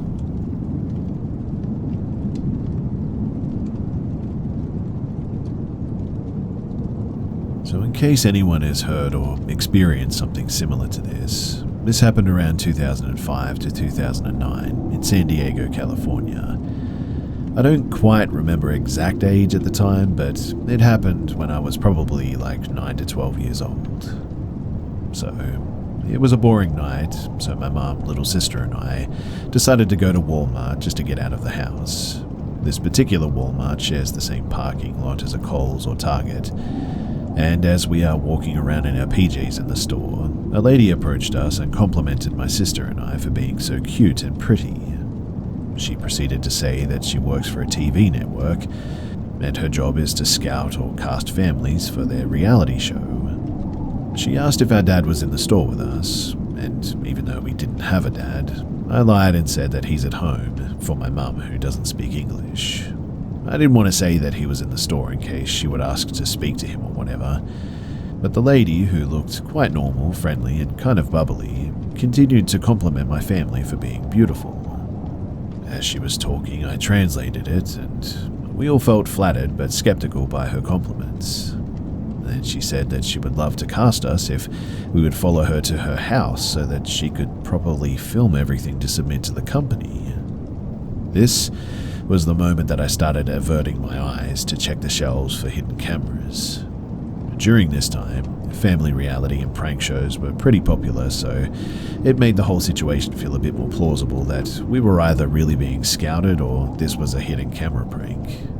I was leaning towards it being a prank because we were, 1, boring people, and 2, weren't particularly so pretty and beautiful as she claimed. Even though I was young and so didn't feel an immediate danger talking to her in the middle of Walmart, with my mum present, mind you, I knew that it was ridiculous to follow a stranger to their house, especially at night. I then politely declined her offer, which she asked a few more times before telling us that if we changed our mind, we could find her in the store. When she left, we checked up and down the aisles for camera crews or hidden cameras because her whole reality show pitch to a first-gen Asian immigrant family just really seemed unbelievable, and we honestly thought that it could only be a prank. I also noted to my mum how it was odd that we didn't even notice her following us earlier when we walked every aisle, and she just came out of nowhere, it seemed. As a kid who watched a lot of true crime and forensic shows, Forensic Files and CSI, I told my mum, what if she was trying to lure us into a trap or something? Like when we follow her home, there could be more men there, and what if they kill or traffic us or something? I mean, we were probably easy targets since we were only 3 women, 2 being kids and immigrants. My mum also thought that it was weird, but instead of going straight to our car, we waited for some time to pass in case the lady or her people would follow us to our car and our home. To this day, sometimes this encounter would creep its way out of my memory bank, and it always makes me wonder, what if we did follow her? What if we actually went with her that day? What did she actually have planned for us? Was she one of those bad women that you hear about working with others in order to lure other women and children away? Has she done this before, and was she successful with other people? Or was it just honestly a complete innocent invitation? I really do hope that nobody was harmed from her scheme, but something tells me that she was up to no good.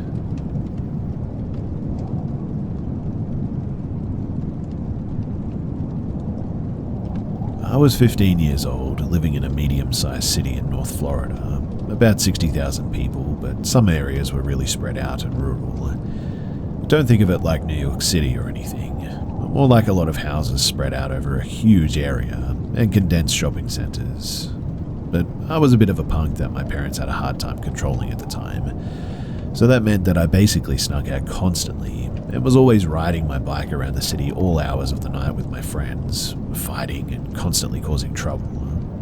For reference, I was probably 5'10" and 150 pounds. My next door neighbors, they were my best friends. Their names were Nick and Tim. Nick was younger than us and about 5'5" and 140 pounds. Tim was 5'8" and easily 210 though. Nick and Tim were brothers only a year or so apart. On that night, Tim had texted me around 1 a.m. asking me to ride bikes with him and his brother to his girlfriend's house so that he could get lucky. I remember being hesitant because of how long the bike ride was. I just looked it up and it was like 10 miles from my house to her street. But Tim, he begged and begged me until I just agreed. Our city had a curfew, meaning that any police in the area that saw you and assumed you were a minor would stop you and possibly issue you a ticket and bring you home. That meant that we had to be careful about being seen by cars going by. Well, the bike ride to her house went by without any issues. We took our time, joked around, smoked a little bit, and we genuinely just enjoyed the ride together. We ran out of what little weed that we had on the way and finally got to his girlfriend's house.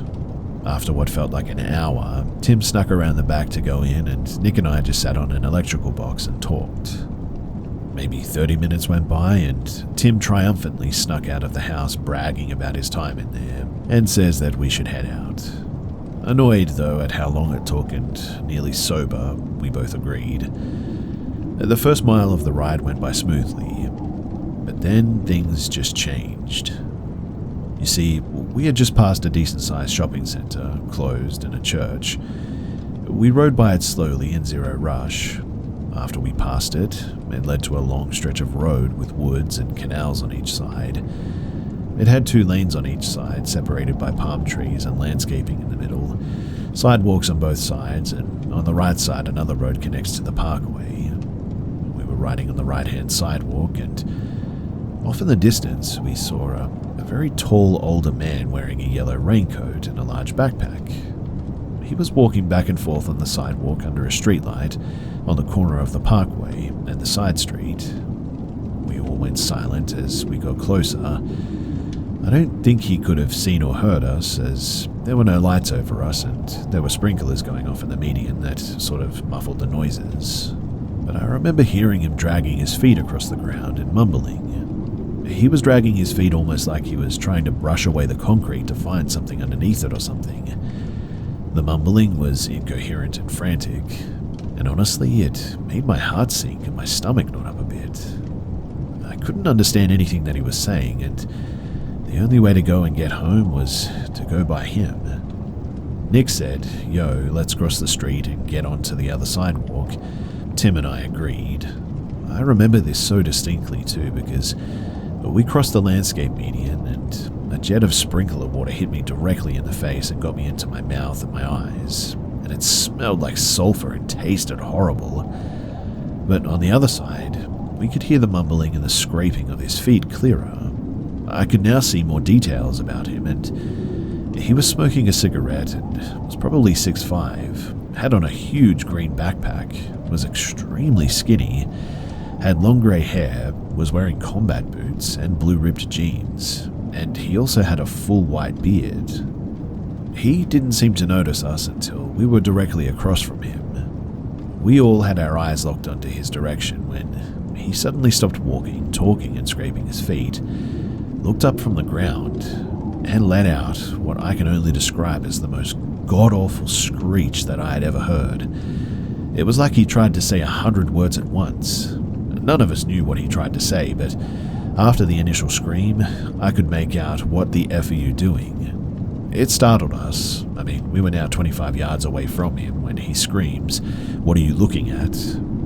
I was a foolish teenager. I piped up to saying something smart, and Tim riding next to me grabbed onto me and said, "Don't say anything." So I didn't, and in hindsight, I'm actually really glad that I didn't. He kept screaming in our direction, and we kept riding. The further we rode, the fainter the screaming got, and then it stopped. We crossed the street again to the other side and made it about a mile down the road, all of us on edge now. We glanced over our shoulders constantly to make sure that he wasn't following us. We talked briefly about it, how strange it was, etc., but we were glad that it was over with. Or so we thought at least. Now, Nick and Tim were riding in front of me when I thought that I heard something behind me. I turned around and there he was, maybe only an arm's length away from me, headed directly for me. The yellow raincoat hood was pulled up over his head and buttoned now. This guy was standing up on his mountain bike, pedaling as hard as he could. We locked eyes and he started screaming at us. I mean, absolutely screaming at the top of his lungs. He screamed, not words, not any language, but just a constant scream as loud as he could. I have chills writing about this even now as a 25-year-old grown man with a wife and a kid. If someone ever illustrated that image and I saw it, I probably would have a panic attack, to be honest. But I screamed he's right behind us, stood up pedaling as hard as I could. I think we all did. And he was right behind us the whole time, screaming. Every so often, too, he was practically on top of us, screaming and trying to knock us off our bikes. I don't know how long we rode with him behind us like that, but it felt like forever. I think age played a factor, though, because he must have got tired and let us get ahead a bit. Exhausted, we pulled into a neighborhood and started cutting through yards trying to lose him. We jumped off our bikes and all just decided that if he's still chasing us, we're going to make our stand together and fight. It was honestly like a hive mind decision too, all too tired to keep running. It was just our only option, really. So we stood there and we waited for him, but he just never came. I don't even remember hearing him. I still can't recall when we actually lost him too. In any case, I called my house phone, waking both my parents up in the process, and told my dad about the situation. He told me to get home and then they'd figure it out. I asked to talk to my mum and she yelled at me on the phone and refused to come and pick us up as I stood in the middle of the street, hoping that this crackhead didn't come and kill us all. I get home eventually with Nick and Tim in tow, and they asked if they could crash in my room. Of course, I said yes. I wasn't about to send them back out there. We all still had some really weird feelings about that night, and I guess we just never really spoke about it again after that. I don't know why that was, but I also don't know what he wanted. He was most probably on drugs or something, but it makes me wonder if he would have robbed us or perhaps something worse if he had actually kicked us off our bikes.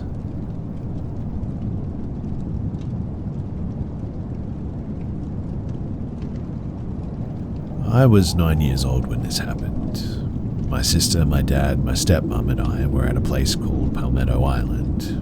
It was a camping resort where you just pull up with a tent or a camper and just stay there for a weekend or so.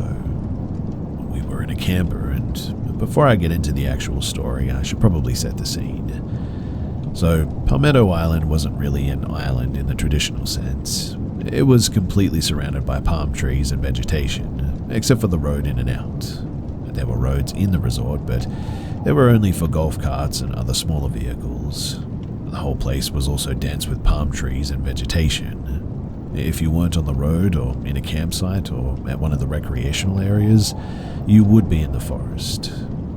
So, we, my family and I, were all hanging out at one of the playgrounds there.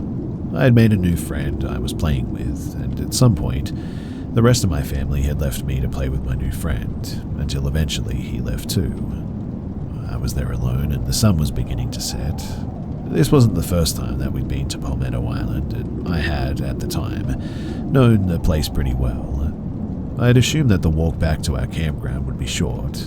However, at some point I had gotten turned around and ended up at an area where you would launch boats into the water to go fishing. There were a group of people there, and I asked them for directions. Now, I wasn't completely brain dead, so I lied and said the number of our campsite was about 10 sites down from our actual campsite. They pointed me in the right direction, and I started walking. I hadn't known this at the time, but my family had realized that I was no longer at the playground and started driving around in our golf cart and another one that they had rented. And if they hadn't, I probably wouldn't be telling this story right now. You see, as I'm walking toward our campsite, a car pulls up beside me and one of the people that I'd asked for directions rolls down the window. Keep in mind, I'd been walking for about an hour or two in total. He offers me a ride and tells me to ride in the front seat. Me, tired and weary from walking, accepts and gets in the car. I know, this is something that you should never do, but I didn't realize at the time. We're driving in the right direction until he passes up the entrance to the campsites, at which point I know that something is wrong. I tell him that he passed it up and he doesn't respond. By some stroke of divine luck, I see my dad in a golf cart driving the opposite direction as us, and I start yelling and waving at him. He pulls up in front of the car and stops, and so does the guy driving. I use the manual unlock in the car door and run to my dad, who has his concealed carry drawn on the guy as soon as I'm out of the way. He calls the police and holds the guy at gunpoint until they get there and they arrest him. I'm only now sharing this story because I found out last week that that guy and his whole family apparently had done this before, and they had gotten away with it. I try not to think about what would have happened to me had my dad not showed up when he did like that, but man, that was a close call.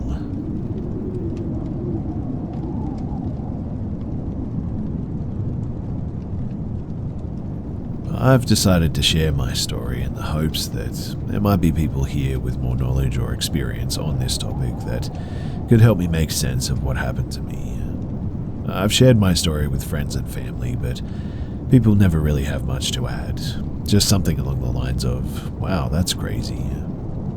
Anyway, when I was 19, my uncle asked me to stay with him for the summer. He had just bought a home in rural Pennsylvania, farmland out in Amish country. The home and the property were pretty run down, so he was paying me to stay with him for the summer and work on fixing things up. It was a large old home and had 2 staircases, one small one in the back part of the house that led directly to his bedroom, and then the main staircase by the front door that led to the other bedrooms. Being a teenager, I used to stay up downstairs watching TV after he had gone to bed. After a few weeks, though, I started getting a weird feeling being alone at night there. It's hard to describe, but I would just sort of start to feel like there was somebody else downstairs. Sometimes I would think that I heard someone whispering. I would get slightly paranoid and find myself glancing in the direction of the adjacent sitting room that had nothing but a couple of chairs in it. I chalked it up to the fact that it was just an unfamiliar house and that it gets incredibly dark out there in the middle of nowhere. As time went by, though, my uncomfortable or scared feeling started escalating. It's hard to explain, but I had that uncanny feeling of being watched when I was alone at night. And there were times when I would get up and go into the other rooms downstairs and turn on the lights just to look and make myself feel better. I eventually just stopped staying up downstairs and I would just go to my room and read instead. But then, not long after, the sense of someone else being present began following me into my room, which hadn't been the case before. It was like one moment everything was normal and I was happily reading or lying in bed, and then I would get this weighty feeling of something entering the room and watching me. I just tried to ignore it and I would eventually fall asleep. Things continued to escalate though. The presence started following me into my room virtually every night. I would immediately notice because there would be that weighty change in the feeling of the room, and the temperature also seemed to get a lot colder all of a sudden. I would lie in bed at night and hear whispering or breathing in the room. I started sleeping with the lights on at this point. And now, this next part is the point of the story that this is all about. So one night, I was lying on my bed with the lights on reading. I was pretty tired from the work that we had that day and was falling asleep earlier than usual. Everything was normal in the room at this point, and I felt relieved because I just wanted to get a good night's sleep anyway. I set my book down and I drifted off. Sometime later, though, I was awakened by a strange sound. Lying there with my eyes closed, I could hear something that sounded like rubbing. It wasn't loud, but it was this sort of constant, faint rubbing sound coming from nearby. I regained consciousness enough to think, what is that? And I opened my eyes. I looked down towards my chest. I'd been sleeping on my back, and found my left arm extended straight up into the air, reaching towards the ceiling. The rubbing sound was my own fingers, because they were being played with. My fingers were bent and manipulated, and the sound was the skin of my fingers rubbing against each other, and directly above my head was what I can only describe as a black mist or a fog, maybe 2.5 to 3 feet wide. Having just woken up, what was happening did not immediately register to me. I laid there staring at my hand in the mist for a few seconds, sort of confused. I think this was compounded by the fact that I couldn't feel my hand at this point, so it almost seemed like it wasn't happening to me. Then, like a bolt of lightning, a jolt of pure terror shot through my entire body. I had never felt terror like this before, and I'd been afraid in my life, but I didn't know what terror was until this very moment. I think horror movies actually do a pretty good job of recreating how it feels, with the disorienting camera angles and the music like that, like the famous score from Psycho. In any case, I yanked my arm back and sprang back like a cornered animal, sitting up at the head of the bed, my back and arms pinned against the wall as I stared at this mist. I watched, though, as it just slowly faded away and then it was just gone. I didn't sleep for the rest of the night, replaying it over and over in my head. Like, did that actually happen? Was I dreaming? I must have been dreaming. But I'm sitting here awake. The sheets are kicked off my bed and I sprang up and everything's changed. It happened so clearly. No, it was real. This really happened. But it couldn't have. I decided to tell my uncle the next day. I had mentioned previously that I got creeped out hanging out downstairs alone, but that was the extent that he knew up to this point. To my surprise, too, he actually believed me, or maybe pretended to, I guess, and said that he got weird feelings in the house at times as well. He also told me that the previous owner had been an elderly man that passed away, apparently. At this point, I only had a couple more weeks left at this place before I needed to head home to get ready for my next year at college anyway. I tried to stick it out, but after 2 entirely sleepless nights, I told him that I was heading home early and I just left. He ended up moving for work for reasons a couple of years later, and I did visit him once at that house for a family Thanksgiving, but there's no way that I was sleeping there. Now, I know that this is a bit of a long story, and if you've made it this far, then thank you. But for people who have had experiences or have knowledge on this topic, do you have any thoughts? I'd never had any paranormal experiences before this, didn't even believe in the stuff. I didn't really think about ghosts or whether they were real or not, to be honest. I certainly never thought that they would be able to physically interact with me. And as you can probably guess, I am a firm believer now, but have not had any other experiences, and I really hope not to. But if you have any knowledge on this topic or would like to share some thoughts, then I would really appreciate that.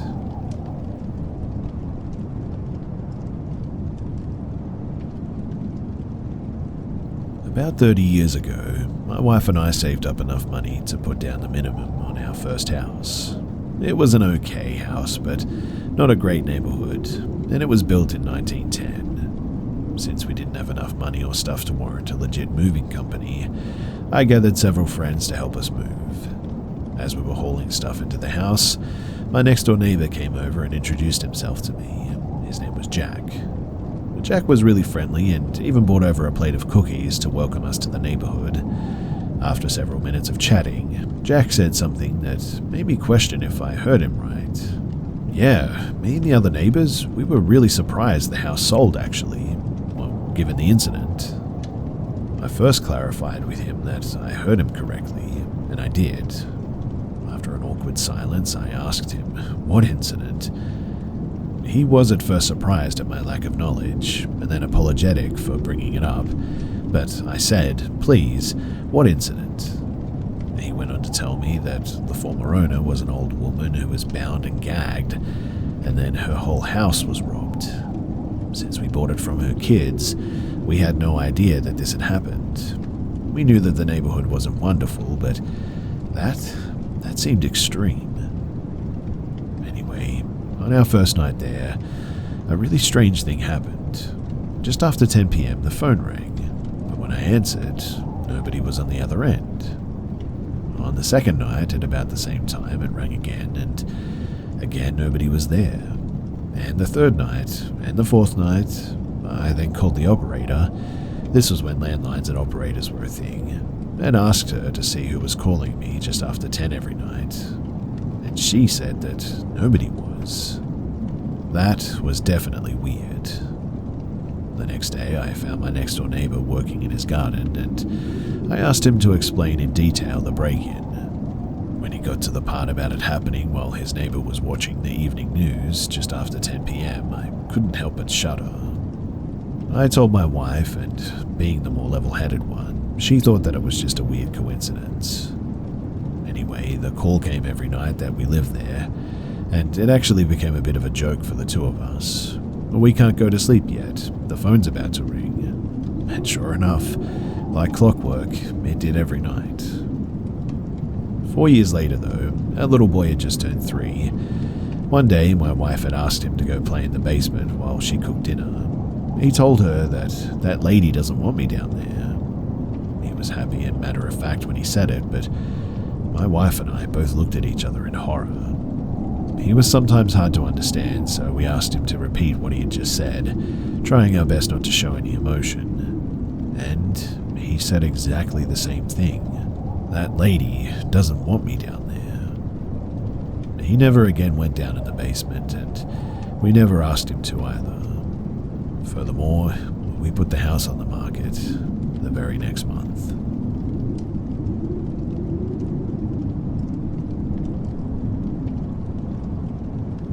Now, I don't believe in the paranormal, and I still don't, but I thought that you guys might find this interesting. So, I go to bed during the night, like most people. Everybody else has already gone to bed, and as I lay in my bed, I begin to hear breathing sounds. Heavy, very human-sounding breathing sounds. They're coming from right outside of my window, and after a bit I get up and look out my window, opening it. And now the breathing sound is coming from much further away, from my neighbor's house, like 15 to 10 meters away. It's the same human-sounding heavy breathing, but now it has completely moved away from me. I can still hear it very clearly, but I close the window and I get back into bed. But then all of a sudden, the breathing has zipped right back. It's right outside of my window again. In fact, it seems to be right outside the glass. There's no mistaking it too. I did this again 1 or 2 times, opening the window with the same result.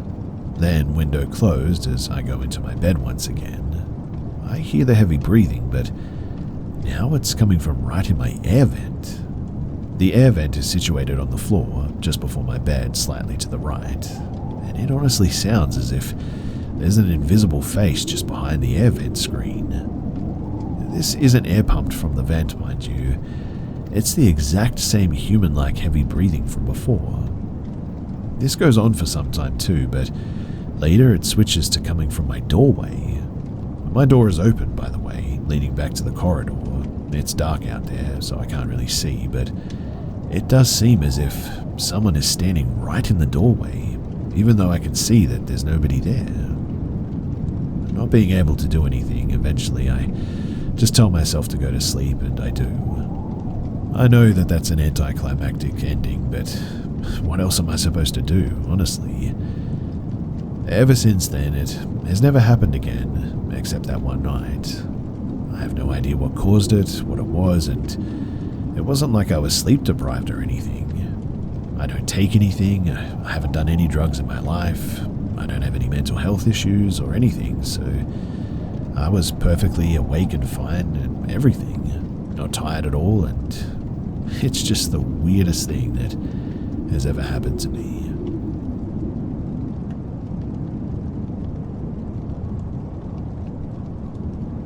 For a bit of background, this was one of my first significant one-on-one run-ins with the unknown. I had just gotten out of the army and was living in a small Pennsylvania town with my ex-wife that was primarily built around the steel industry. However, once the company went out of business, it took the town with it. Unemployment and general lawlessness was the order of the day. Drive-by shootings, gruesome drug-related murders, kidnappings, and also rampant drug use. That is to say that the whole town had a sort of heaviness to it. Hey, but at least the rent was cheap, right? As I mentioned earlier, I had just finished my contract with the army after having been deployed to Afghanistan during route clearance missions just a year prior. I guess, as is expected, I was having a heck of a time trying to readjust back to civilian life, and as a result, my ex and I spent most of our time getting into vicious verbal arguments and occasional physical fights. Taking long walks at all hours of the day or night was my preferred method of avoiding either of these confrontations. It usually involved me walking around town during the day or around our large block during the evenings or early mornings. This particular night was no different. I made my escape and headed out into the poorly lit streets for at least 3 hours. After completing my 6th circuit, I decided that things had probably calmed down enough for me to try and get some sleep, as by this point it was already 4 in the morning, and I was extremely tired and also a bit sore now.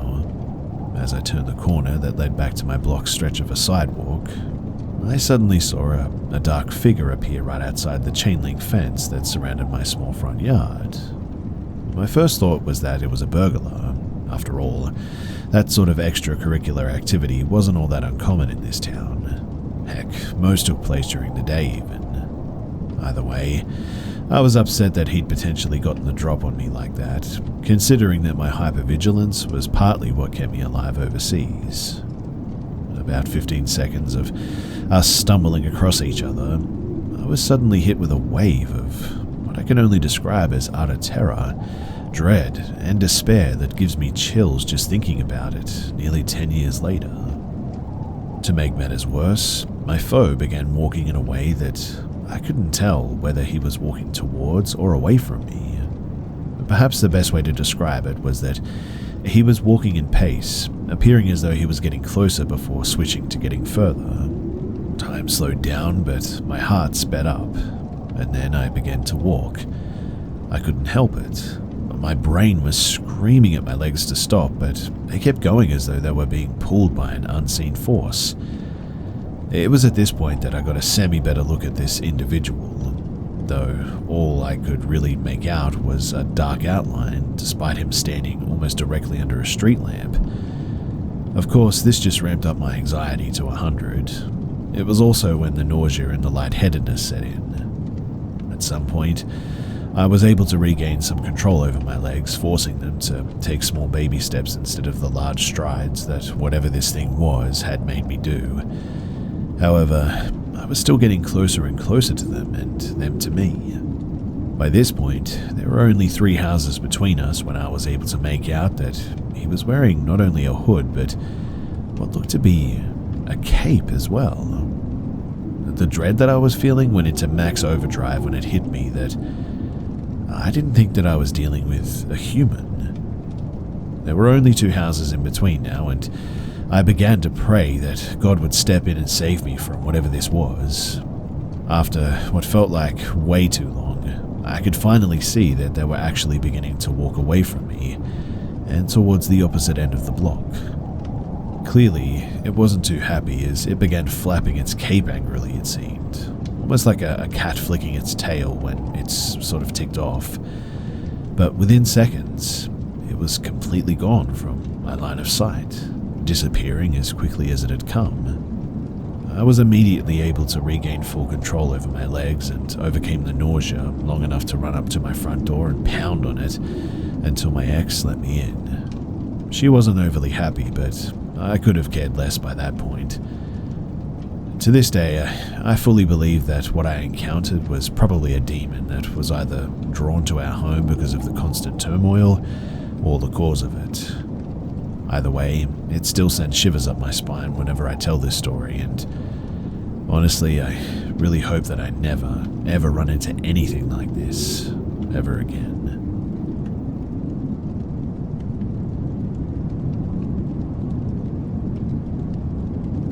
I was driving home from my house sitting in another city. It usually takes me about 6 hours to do this on my motorcycle because I have to pull over regularly to massage feeling back into my butt and stretch my legs. But I left at around 11:30 a.m. and missed a weather alert with a thunderstorm warning along my route. This road takes me through the mountain passes with lots of hairpin turns, Normal speed is about 80 kilometers an hour, and a couple of these turns have posted speeds going as low as 30 kilometers an hour. So, it is hailing and pouring rain, full-on thunderstorm weather. I'm doing my best to keep to the speed limit while also being safe, and there is nowhere to pull over and wait it out, and not that many passing lanes either. On the last hairpin turn, I slow down to take it at the posted speed, and this huge truck, who's been behind me for about 15 minutes, pulls into the oncoming lane, illegally mind you, and speeds up next to me, laying on the horn. It's a blind corner, but he sees oncoming traffic coming at him, and instead of doing the smart thing and slowing down to get back behind me, he decides to gun it. Now, if I hadn't have downshifted when I realized what he was going to do, he absolutely would have nailed me with a 30-inch trailer that he was dragging behind him, sending me flying off the cliff next to us. And to be honest, it's hard not to believe that may have been his purpose. I mean, the way that he came over like that, so aggressively, I think that he may have been trying to kill me. The next town is about a 20-minute drive away, and I pull into a gas station to dry out a little and calm down after what had just happened, and I just watch him just drive away. About 2 hours later, I pull into a fruit stand to grab a snack and take a break. This is now 3 towns further down the highway, and lo and behold, he sees my motorcycle and pulls in to have a go at me.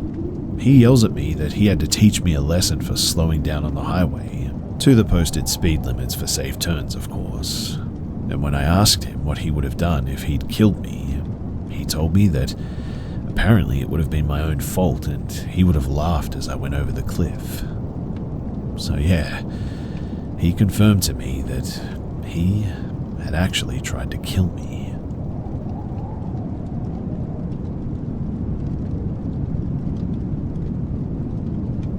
A few years ago, I worked in a busy but dangerous area of Rio de Janeiro.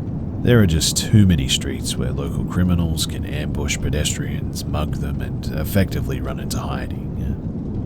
One day, I worked until 7 p.m. and my fiancé picked me up. The streets were already deserted, so we decided to find a safe spot and call an Uber. We quickly found 2 men watching the entrance of a store. One of them was a doorman in uniform, while the other one was wearing regular clothes and speaking into a walkie-talkie. Which means that, so far, it's just regular Rio stuff. The second guy and I had some small talk about how dangerous the area was, though, after which we all went silent. The Uber was taking some time, so he eventually asked if I was sure that it was coming. I checked and confirmed. He decided to explain his curiosity. Well, you know, today will be a especially dangerous day. We want to do something about these lowlives. As a cop, I find it distasteful. I immediately hid the shiver that came down my spine. Vigilante death squads are a big deal in Brazil, and a word to the wise is enough. I took a deep breath and played dumb to be sure. Are you a civilian or a military cop? He smirked and answered. Today, I'm neither. And more or less after a long minute, the driver arrived and we said goodbye and left. On the following day, I saw almost no homeless people in the area.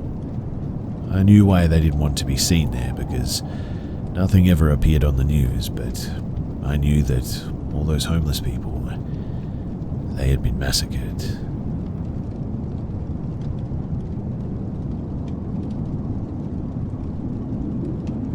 So, about 2 weeks ago, I started getting what I can only describe as stuck in my dreams. What I mean is that no matter how hard I tried to wake up, it was nearly impossible. And when I do wake up, I feel drained or like I'm waking up from anesthesia after maybe 10 to 13 hours of sleep. Normally I would only sleep like 6 to 8 hours. My dreams, they tend to take place from when I was younger, but in an eerie and sort of unsettling way. Anyway, that's what my dreams have been like, no matter at night or during a nap. And my older sister said last week that she was walking down the hall past my room. My door was open, and normally my door naturally shuts almost closed.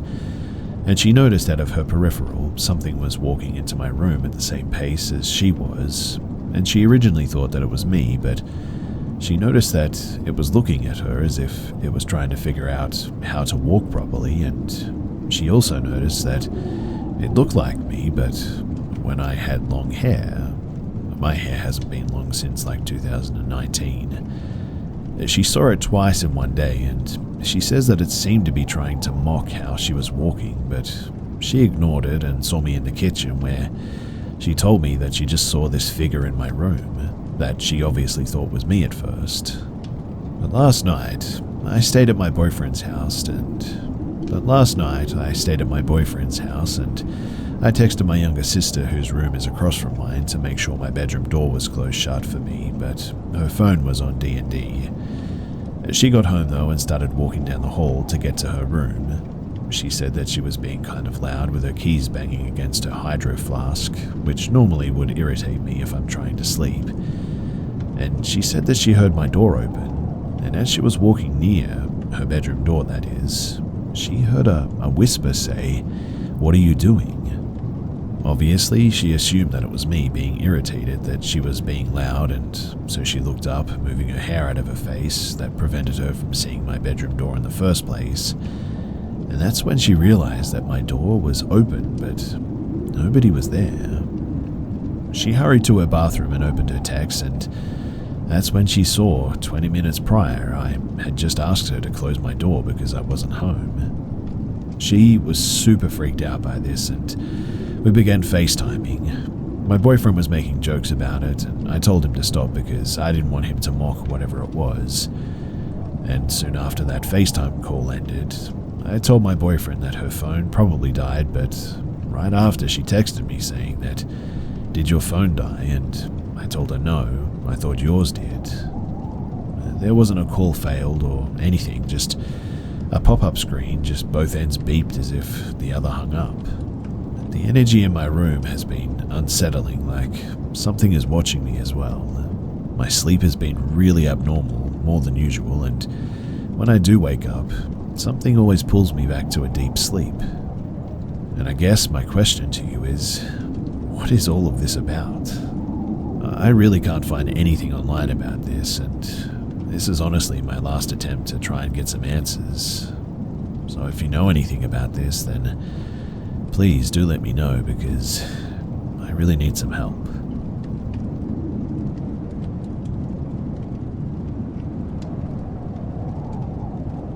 So this happened a few months ago. My boyfriend went on a short trip with his friends. The original plan was for them to go on this poker cruise, but this got cancelled because the boat didn't have a place to harbour or something like that. The boat would have gone to Norway apparently, so my boyfriend and his friends, 4 other friends, decided to drive to the Czech Republic instead. Who knows why, but I only found out about this when they were already on their way. All they did was play poker in different places, one of them being King's Casino. He loved that place, by the way, and it really did look beautiful from the photos. Anyway, their way back is actually when something terrifying happened. It happened on the drive back when they were on the highway in Germany. In the car was my boyfriend and 2 of his friends. The others were in different cars and left earlier, apparently. After quite the drive, they needed to take a pee, and so they decided to stop at this abandoned-looking place where a lot of truck drivers stopped. It did give them a bit of a creepy vibe, but they really needed to go, so they still decided to stop there quickly, something that they regretted very much. So, picture this.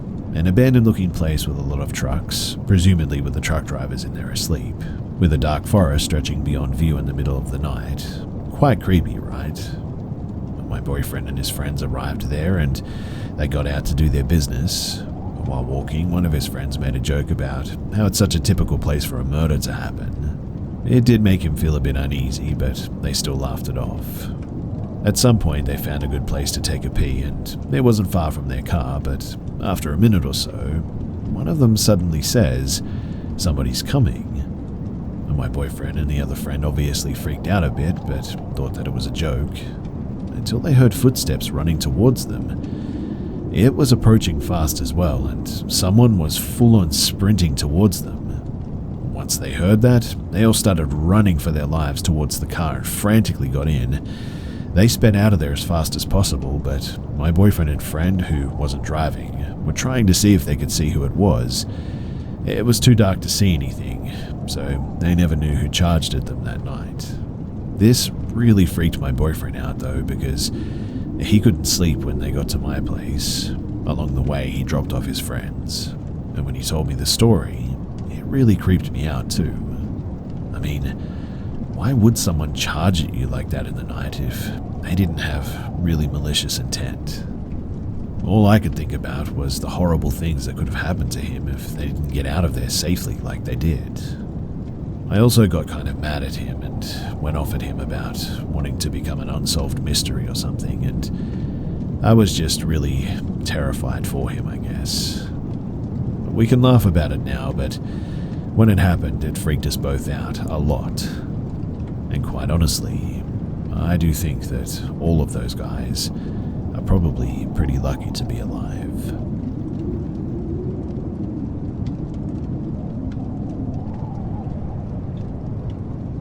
So I've lived in my house for 7 years, and my whole childhood, I felt like something was watching me. I often told my mother that I thought that our house was haunted.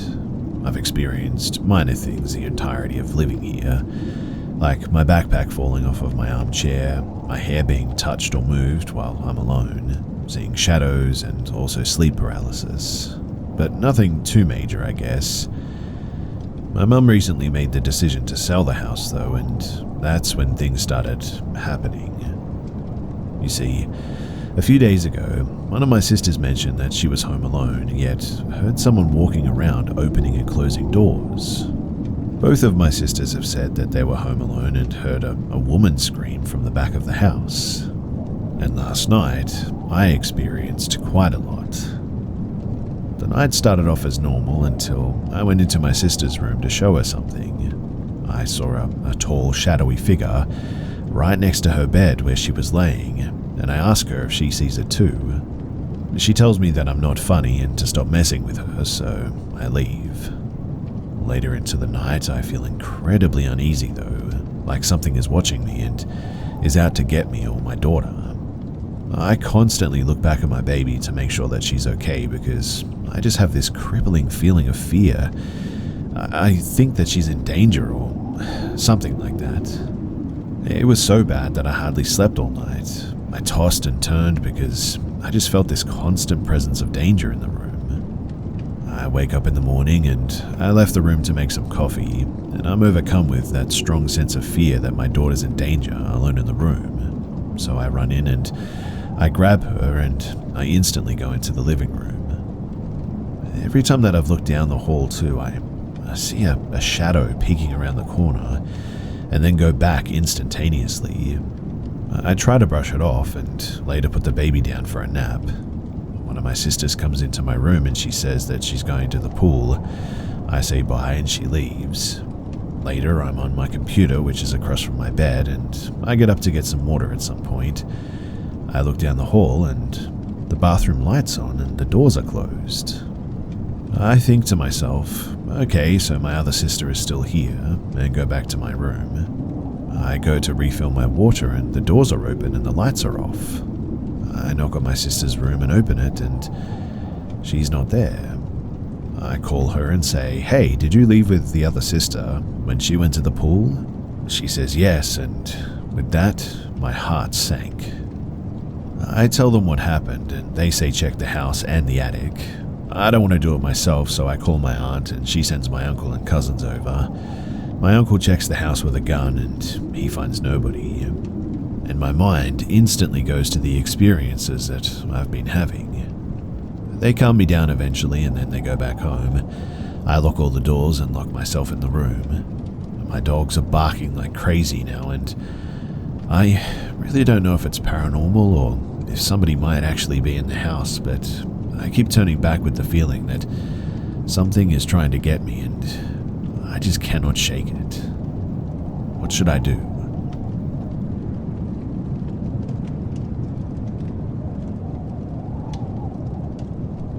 I was on a plane once and noticed that, although people were still boarding, there was a large number of seats around me unoccupied.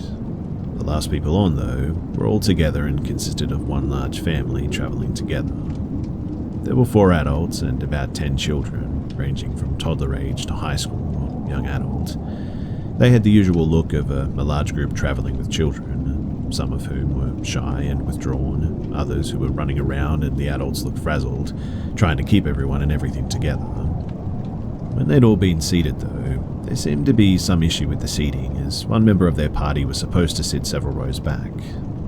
The flight attendant apologized and said that it happens, that sometimes their computer will shuffle sequential seating, etc., but assured them that there was seating available for everyone.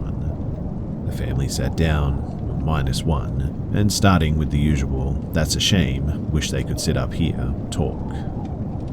Since it seemed that their party were surrounding me, I stopped the flight attendant and asked her if I could switch seats with another passenger. This caught the attention of the large group, perhaps anticipating a complaint, but the flight attendant told me no, they don't usually do that, and that everyone had been seated, but asked if there was a problem with where I was sitting. I explained to her that I was travelling solo and did not care where I sat, and I asked if I could give my seat to the member of the family who was absent, as my seat would put them in the midst of their group. The family overheard and was thanking me as I retrieved my bag overhead and followed the flight attendant to the family member's seat. She explained what was happening, and I noticed that the family member, a young girl maybe 12 years old, seemed in a hurry to get back to her family and thanked me 4 times. She practically ran up the aisle, and before I could even sit down, the man who had been sitting next to her was literally staring with his mouth open and asked, "What's the problem?" No, that girl was sitting here first. Red flag number 1. And the flight attendant explained to him what was happening, and he immediately looked at me and said, "No, I don't want to sit next to him. Where's that girl going?" She explained to him that there was no issue and nothing that she could do now. I think she was getting the same vibe as me. Now, I want to assure everyone that I'm not in the habit of judging people by their appearance, but this guy was the definition of red flags. He was overweight and paunchy, that sort of overweight with no muscle tone look some people have.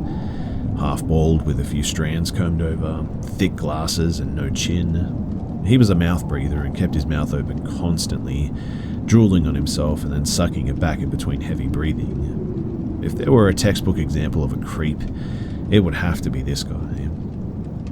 As I was putting my bag overhead, though, he started to talk to himself under his breath about how this was BS and just my luck, wasn't bothering anybody, and why did they move that girl? I wanted to say something to him, but I didn't. It wasn't long before my neighbour got a call and was talking about an upcoming court appearance, and I overheard no victim's testimony and rarely show up, and people wouldn't ask me to babysit if I was like that. The only time that I almost said anything to him was when he started blatantly watching explicit material on his laptop with earphones in, grunting, sweating, wheezing, and kept repeating "little B," and only when a part was on that he evidently liked. Then took a blanket and covered his lap, his hands fidgeting underneath it. And as soon as I saw that he intended on keeping them there, I pretended to reach for the call button. Then he jerked his hand out and started muttering under his breath about me minding my own business. At some point, I got up to use the restroom, and when I returned, he was on the phone again, and I caught something about the butt on her, no, switch seats on me, got away, haha, or something, and he shut up as he saw me approaching. The creep went to sleep eventually, and fortunately stayed asleep the rest of the flight, which I was very grateful for. When we were all deboarding, a woman I presumed was the mother was standing with the girl and said, "Thank you again."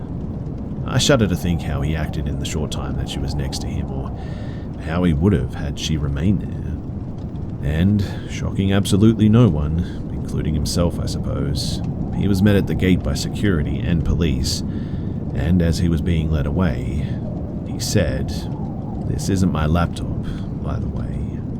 I shudder to think what may have actually been on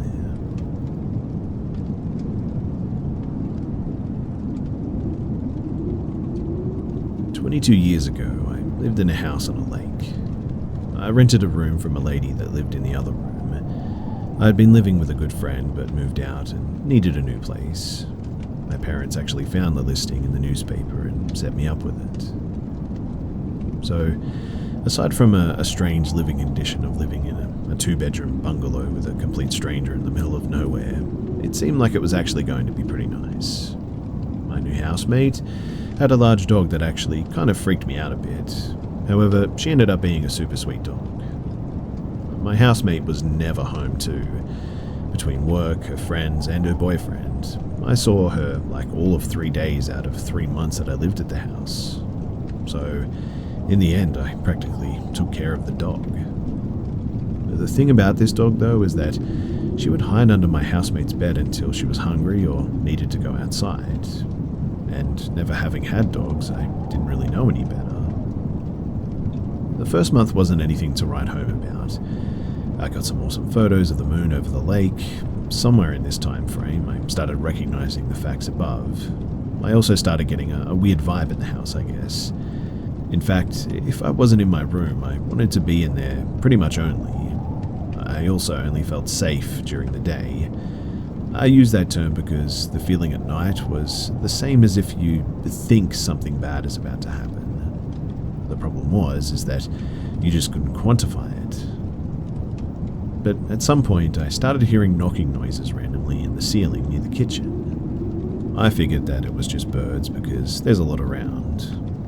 One afternoon, though, I decided to check out the attic crawl space located above the kitchen cabinets.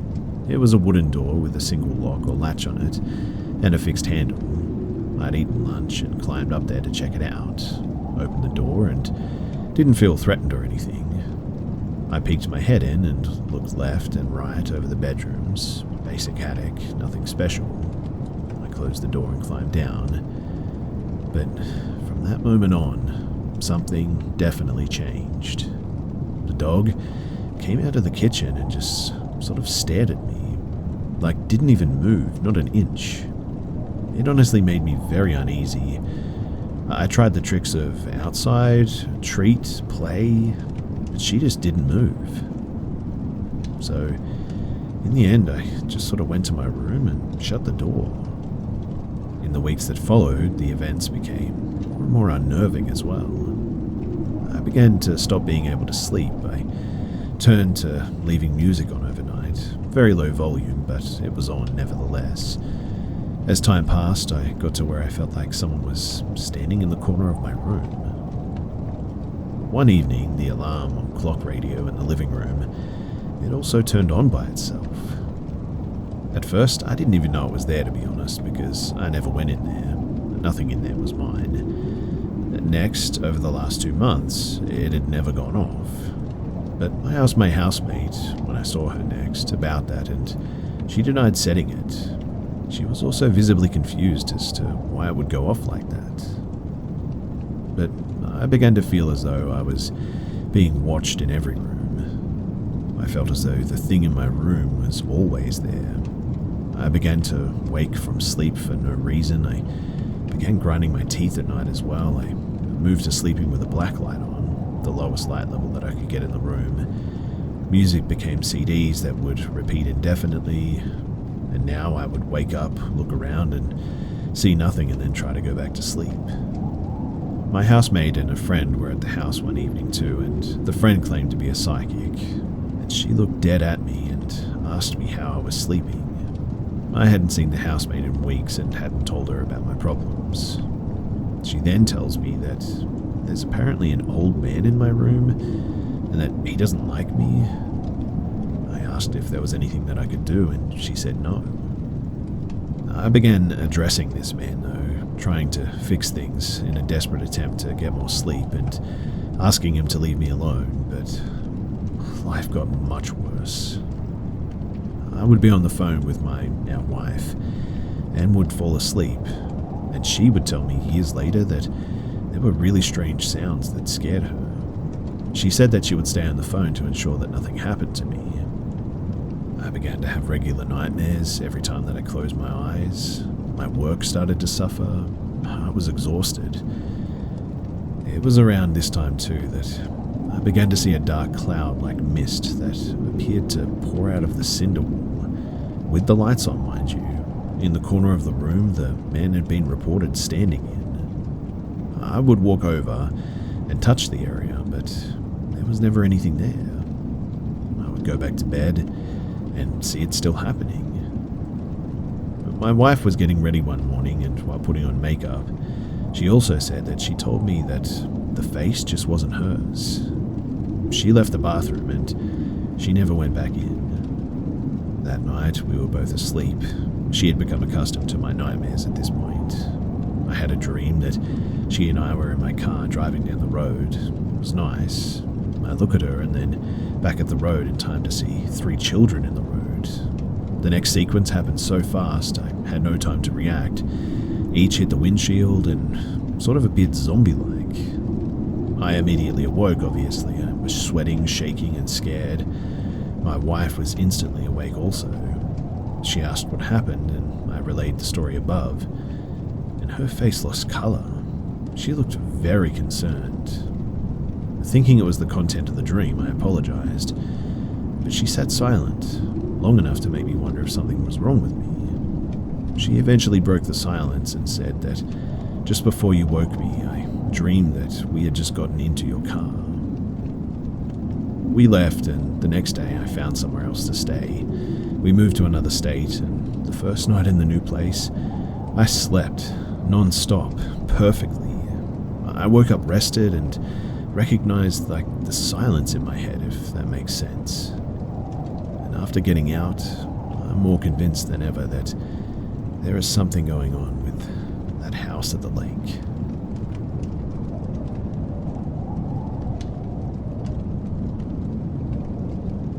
So last year, June 28th, 2021, my friend Dee, my other friend Jay, and I all went on a camping trip.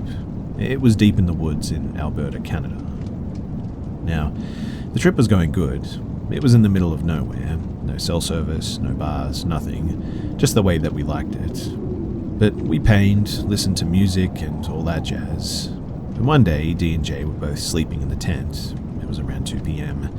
And I was sitting alone outside when I start hearing this screaming, John, help me. John, where are you? And it repeated 4 times, the same way, same spacing.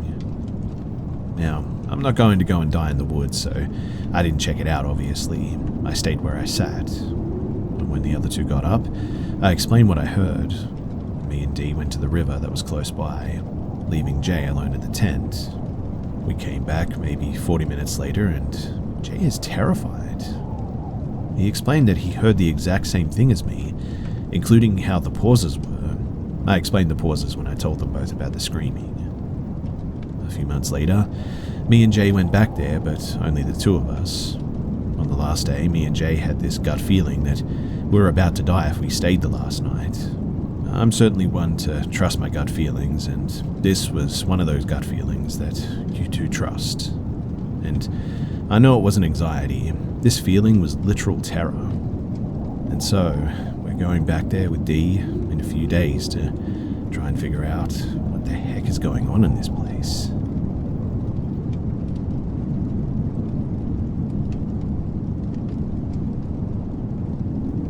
So I suffered a great amount of trauma as a kid. And because of this, I can't really remember a significant amount of my life, up to about 12 years old. Recently, however, chunks of memories have been coming back to me vividly, and honestly, I wish that they wouldn't. In any case, I remembered recently an incident during which my uncle, now deceased, took my cousin, around 10 at the time I would guess, and I, at about 6 or 7, for a walk at the local park. The park was a playing field where you can play football and stuff, so the grassy area is sort of towards the middle, and the walking or cycling path surrounds it.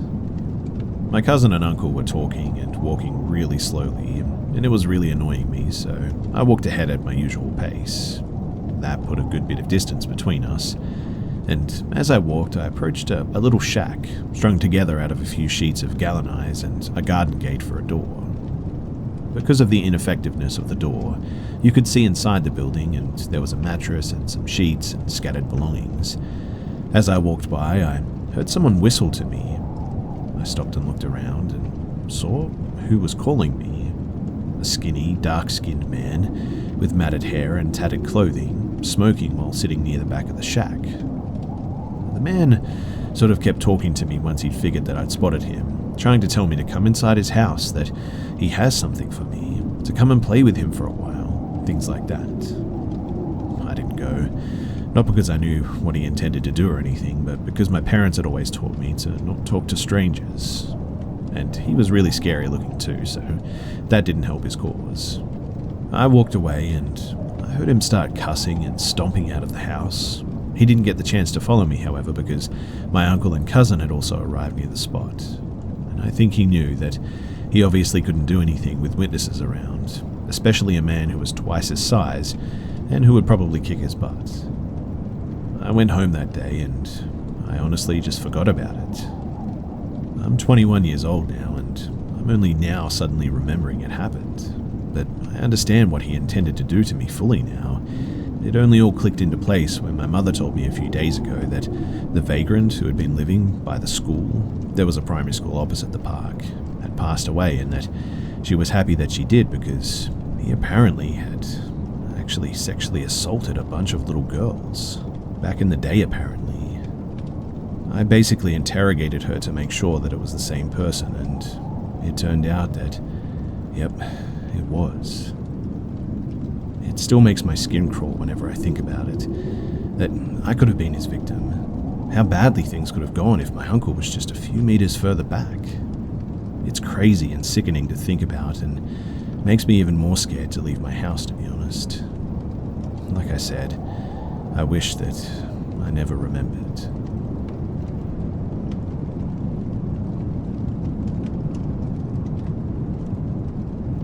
I'm still haunted by old memories of an ex-boyfriend that I dated for only a few months. We met online and lived an hour apart, but we clicked really fast and started seeing each other regularly. Things were going great for about a month, and then one day we stopped at my place so I could pack some clothes to go stay at his place for the weekend. We walked into my bedroom, and as I started packing my belongings, I noticed him scanning around my room with his eyes. I didn't think too much of it, but after a few awkward moments of silence, he began to ask me some very specific and eerily detailed questions. So, do you ever move your pillow to the foot of your bed at night and pull your blinds all the way up so you can see the stars out of this window over here before you go to sleep? I bet you use this lamp over here the most. It's the only one that I'd use. I was frozen in shock. I just stood there speechless, looking at him in disbelief. He had just described everything, and I mean everything, that I did the night before. And it was the only time that I'd ever rolled up my blinds at night and laid at the opposite end of the bed to look up at the stars in the sky. And I told nobody about that. So how the heck did he know? The only thing that I could do next was just sort of laugh it off and ask him how he knew. But he just kind of shrugged it off and changed the subject. I couldn't stop thinking about it the whole weekend though, wondering if he'd been watching me. I hid my paranoia as best as I could until I got home, but I then did a bit of a deep sweep of my entire bedroom, looking for any sign of hidden cameras. I found nothing. I didn't have any laptops, computers, TVs, or security cameras in my bedroom that he could have hacked to spy on me with. I did have my mobile phone in my room, I guess, but it was laying flat on my nightstand that night. If he was physically stalking me, it would have been difficult for him to see me into my bedroom, as my room was up pretty high. He would have had to have watched further away from the forest too, and even if that was the case, there were some large trees in my backyard that would have blocked his view. It just didn't make much sense, and it still doesn't make any sense. I've tried to pass this off as a coincidence, but when I step back and look at the whole picture, there was something just not right about this guy.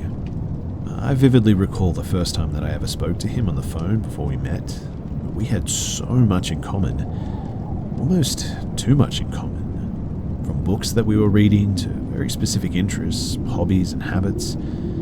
I thought that I'd met my soulmate.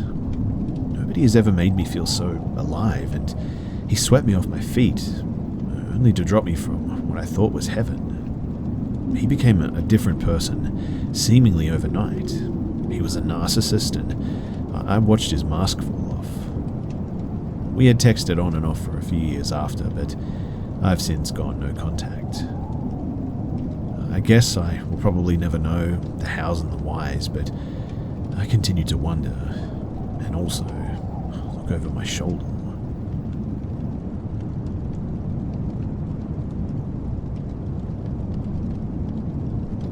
So I moved in with my boyfriend into his house back in November of 2021. It's an old trailer, and I knew from moving in here that there was something, but didn't feel like it was harmful in any way. And at first, it didn't even seem like it wanted to make itself present.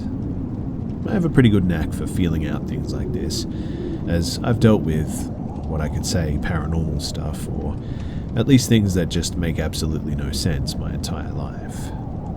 Anyways, I've had the usual things, like things not being in places where I left them, knocking, cabinet doors, sort of being opened and shut that I know that I didn't open or shut, shadows, and just lots of stuff that could maybe be explained away, but there's a few things that I just cannot get over. The first being something that happened a few months back.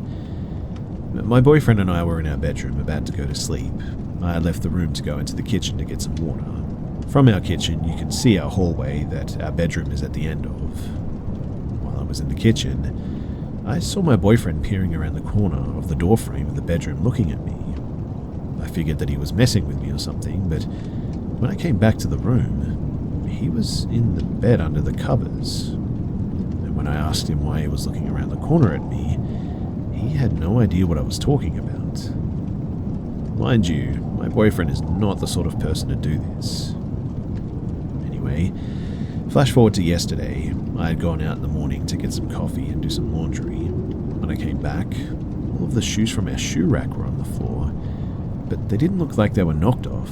They looked more like they had all been sort of taken off and placed on the floor. I had first blamed it on our dogs, but one of our dogs is crate trained, and when I went into the living room where his crate is, his crate had been moved across the room and into the kitchen. He's never moved his crate before on his own, and I'm really not sure how that's even possible for him. Not to mention my dogs were losing their absolute minds when I returned. Now, I wouldn't have been so bothered by this if it wasn't for the fact that when we were going to bed last night and I walked into the bedroom, I saw my boyfriend peering at me from inside the closet. Only thing is, my boyfriend was right behind me coming into the room with me. I want to play it off as I'm just seeing things, but it just doesn't feel right to me at all. I plan on smudging the house this weekend, and as I've said, I've dealt with a lot of things in the past, but nothing like this. I guess that I'm just asking if anyone has dealt with anything similar, or could offer any advice in this situation.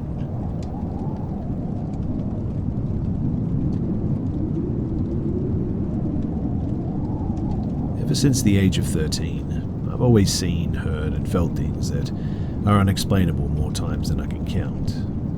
I have a family history of mental illness that could be the reason as to why I had these experiences, so when stuff like this did happen, even though I was terrified, I would brush them off as just hallucinations. I am on medicine now that is really helping me, and when I do have hallucinations, they are far and few between. However, with all this said, this time in particular has me totally confused and thoroughly creeped out. So I was 17 at the time. My family and I had just gotten back from vacation really late, and we had all agreed that a shower before going to bed would be really nice. My family is really big. There are 12 of my family, and 8 of us were living in the house. I said that I would take the last shower because I wanted to sit outside and get some time alone anyway. The only light source was one of those street lamps to light our driveway. Our house was in the middle of absolutely nowhere. It had been about maybe 15 minutes, and as time passed on, an uneasy feeling started to creep into my stomach. I felt like it would probably be a good idea to go inside at this point, but when I heard coyotes yipping and howling somewhere out in the field, I decided to stay outside for a little longer and listen to them. That was when pure fear consumed everything in my body, though. Not even controlling my own body, I slowly looked over to the road, and that's when I saw what I can only describe as a 10-foot tall figure with elongated arms and legs and giant red eyes gliding down the road, about as fast as a slow-moving car. This thing was really, really thin, was standing completely straight up, and was hovering about 1 to 2 feet above the road. I watched in horror as the thing passed by our house without even a sound. The whole time, I couldn't move. A couple of minutes later, I finally regained control of my body and I ran inside. I didn't tell anyone about it other than my doctor because, to be honest, I just thought it was just another hallucination. Anyway, a year later, I moved in with my sister and brother-in-law, and while my brother-in-law and I were on a bike ride at about 11:30 at night, talking about creepy experiences that we've had, I started telling him about the Coyote Man, as that was the name that I'd given to him. As I was explaining the features of the thing, his face grew more and more confused as I continued to talk. Just as I was going to talk about the big red eyes that the thing had, his face lit up. I asked him why he was making the face that he was, and then he lifted his hands up to his eyes, making large circles with both of them. I started getting creeped out, and that's when he was like, "Big red eyes?" And I immediately started getting chills. You see, he started to explain that when he was 19, he saw the exact same thing, and right before he saw it, he heard coyotes yipping and howling as well. I was freaking out at this point because I never told anyone about it other than my doctor, and I thought that I was just seeing things. He continued to tell me, though, that the thing actually chased him, and he said that he was absolutely terrified and that it was the fastest that he'd ever run in his whole life. He said that the only way to lose this thing in the end was to climb to the top of a silo. He said that he was up there for pretty much the rest of the night, just waiting for this thing to show up again, but it never did. I got chills for minutes on end when he told me that. I have no idea what that thing was, as I've never heard of anything like it since. Every time that I think about that experience, though, I get super creeped out. Like I said, for the longest time, I just thought it was just another hallucination, but hearing that story from my brother, it makes me think twice about it. If anyone has any info, input, or ideas, it would be much appreciated.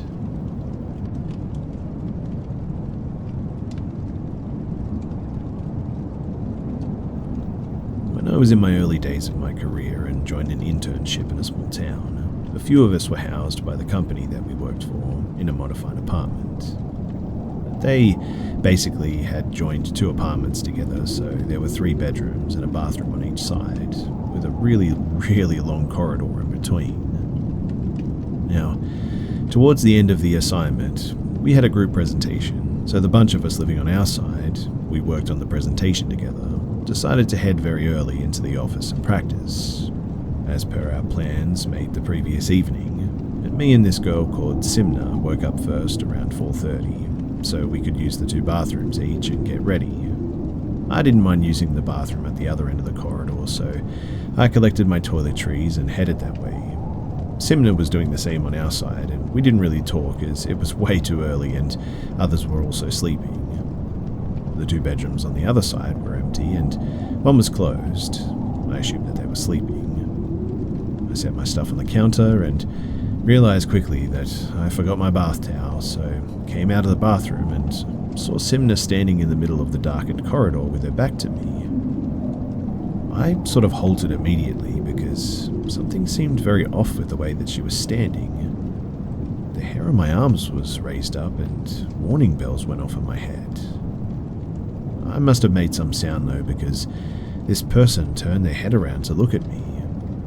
It looked exactly like her, but she was smiling broadly at me, like really smirking. I quickly said, "Hey, what's going on?" to her, but at the same time sort of backed up into the bathroom where there was light and hot water to use as a weapon, I suppose. I didn't dare come out, and I started praying. After around 20 to 25 minutes of time had passed, I heard knocking on the bathroom door and my roommate's, not Simna, voice asking me if I was done. I didn't say anything to her. I couldn't understand it myself, but as I walked down the corridor to my room, I saw Simna getting ready in her room. I went to her and was like, "What the heck, dude? You scared me." And she did not know what I was talking about. I did not know this girl very well, but she was not a prankster from what I could tell.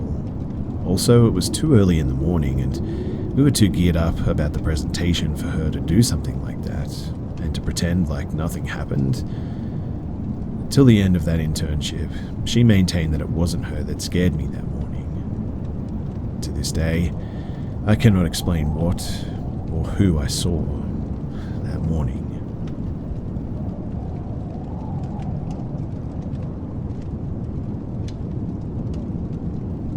My house was built in the 70s. Not particularly new, but not really that old, I guess, too. We moved here in the early 2000s. I don't really know any of the history behind it, but we've always joked that there are ghosts here. Doors slamming, creaking, and things randomly disappearing has always been blamed on ghosts, but around 5 years ago, it started becoming a tad more aggressive, you could say. The sounds of light footsteps in the hallway, scratches from the second floor and inside the wall. Mind you, we have no rodent problems, so it seemed sort of unexplainable to the entire family. Then, one day, around 3 to 4 years ago, I was home alone sitting in the living room when a loud bang appeared from the second floor. It was so loud I was worried that the upstairs cabinet had fallen over on the floor or something. When the bang hit, my lights flickered too and the TV turned off and on. I could feel the shake all the way down the stairs. I went up to check what happened, obviously, and when I did, everything seemed the same.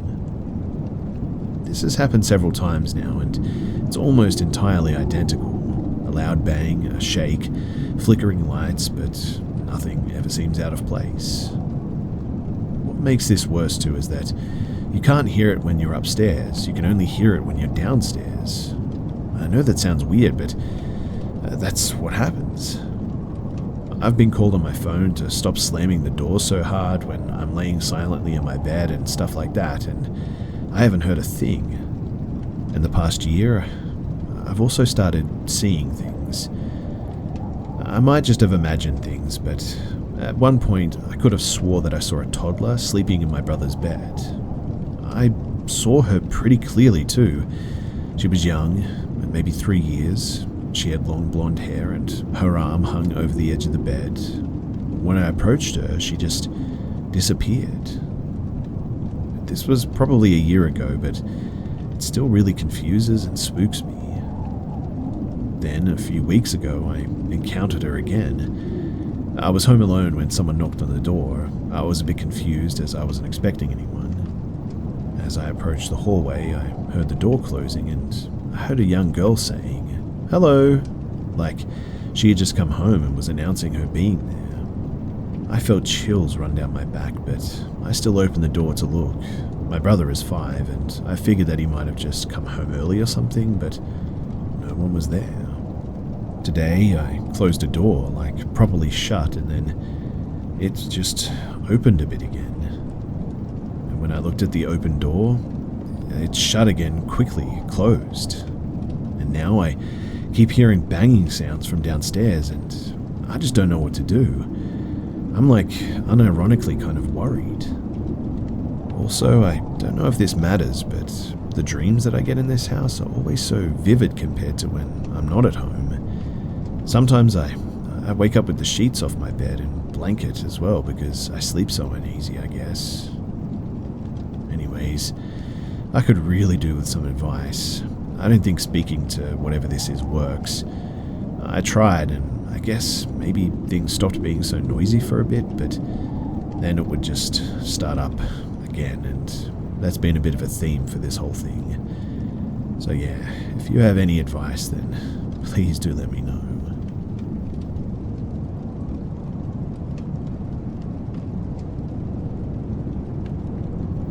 must start off by saying that I've always been open-minded.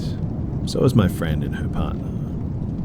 We've all had our little strange or odd encounters over the years, and sometimes came up with the logical explanation or left it to the unknown, I guess. But we have never had something like this happen before.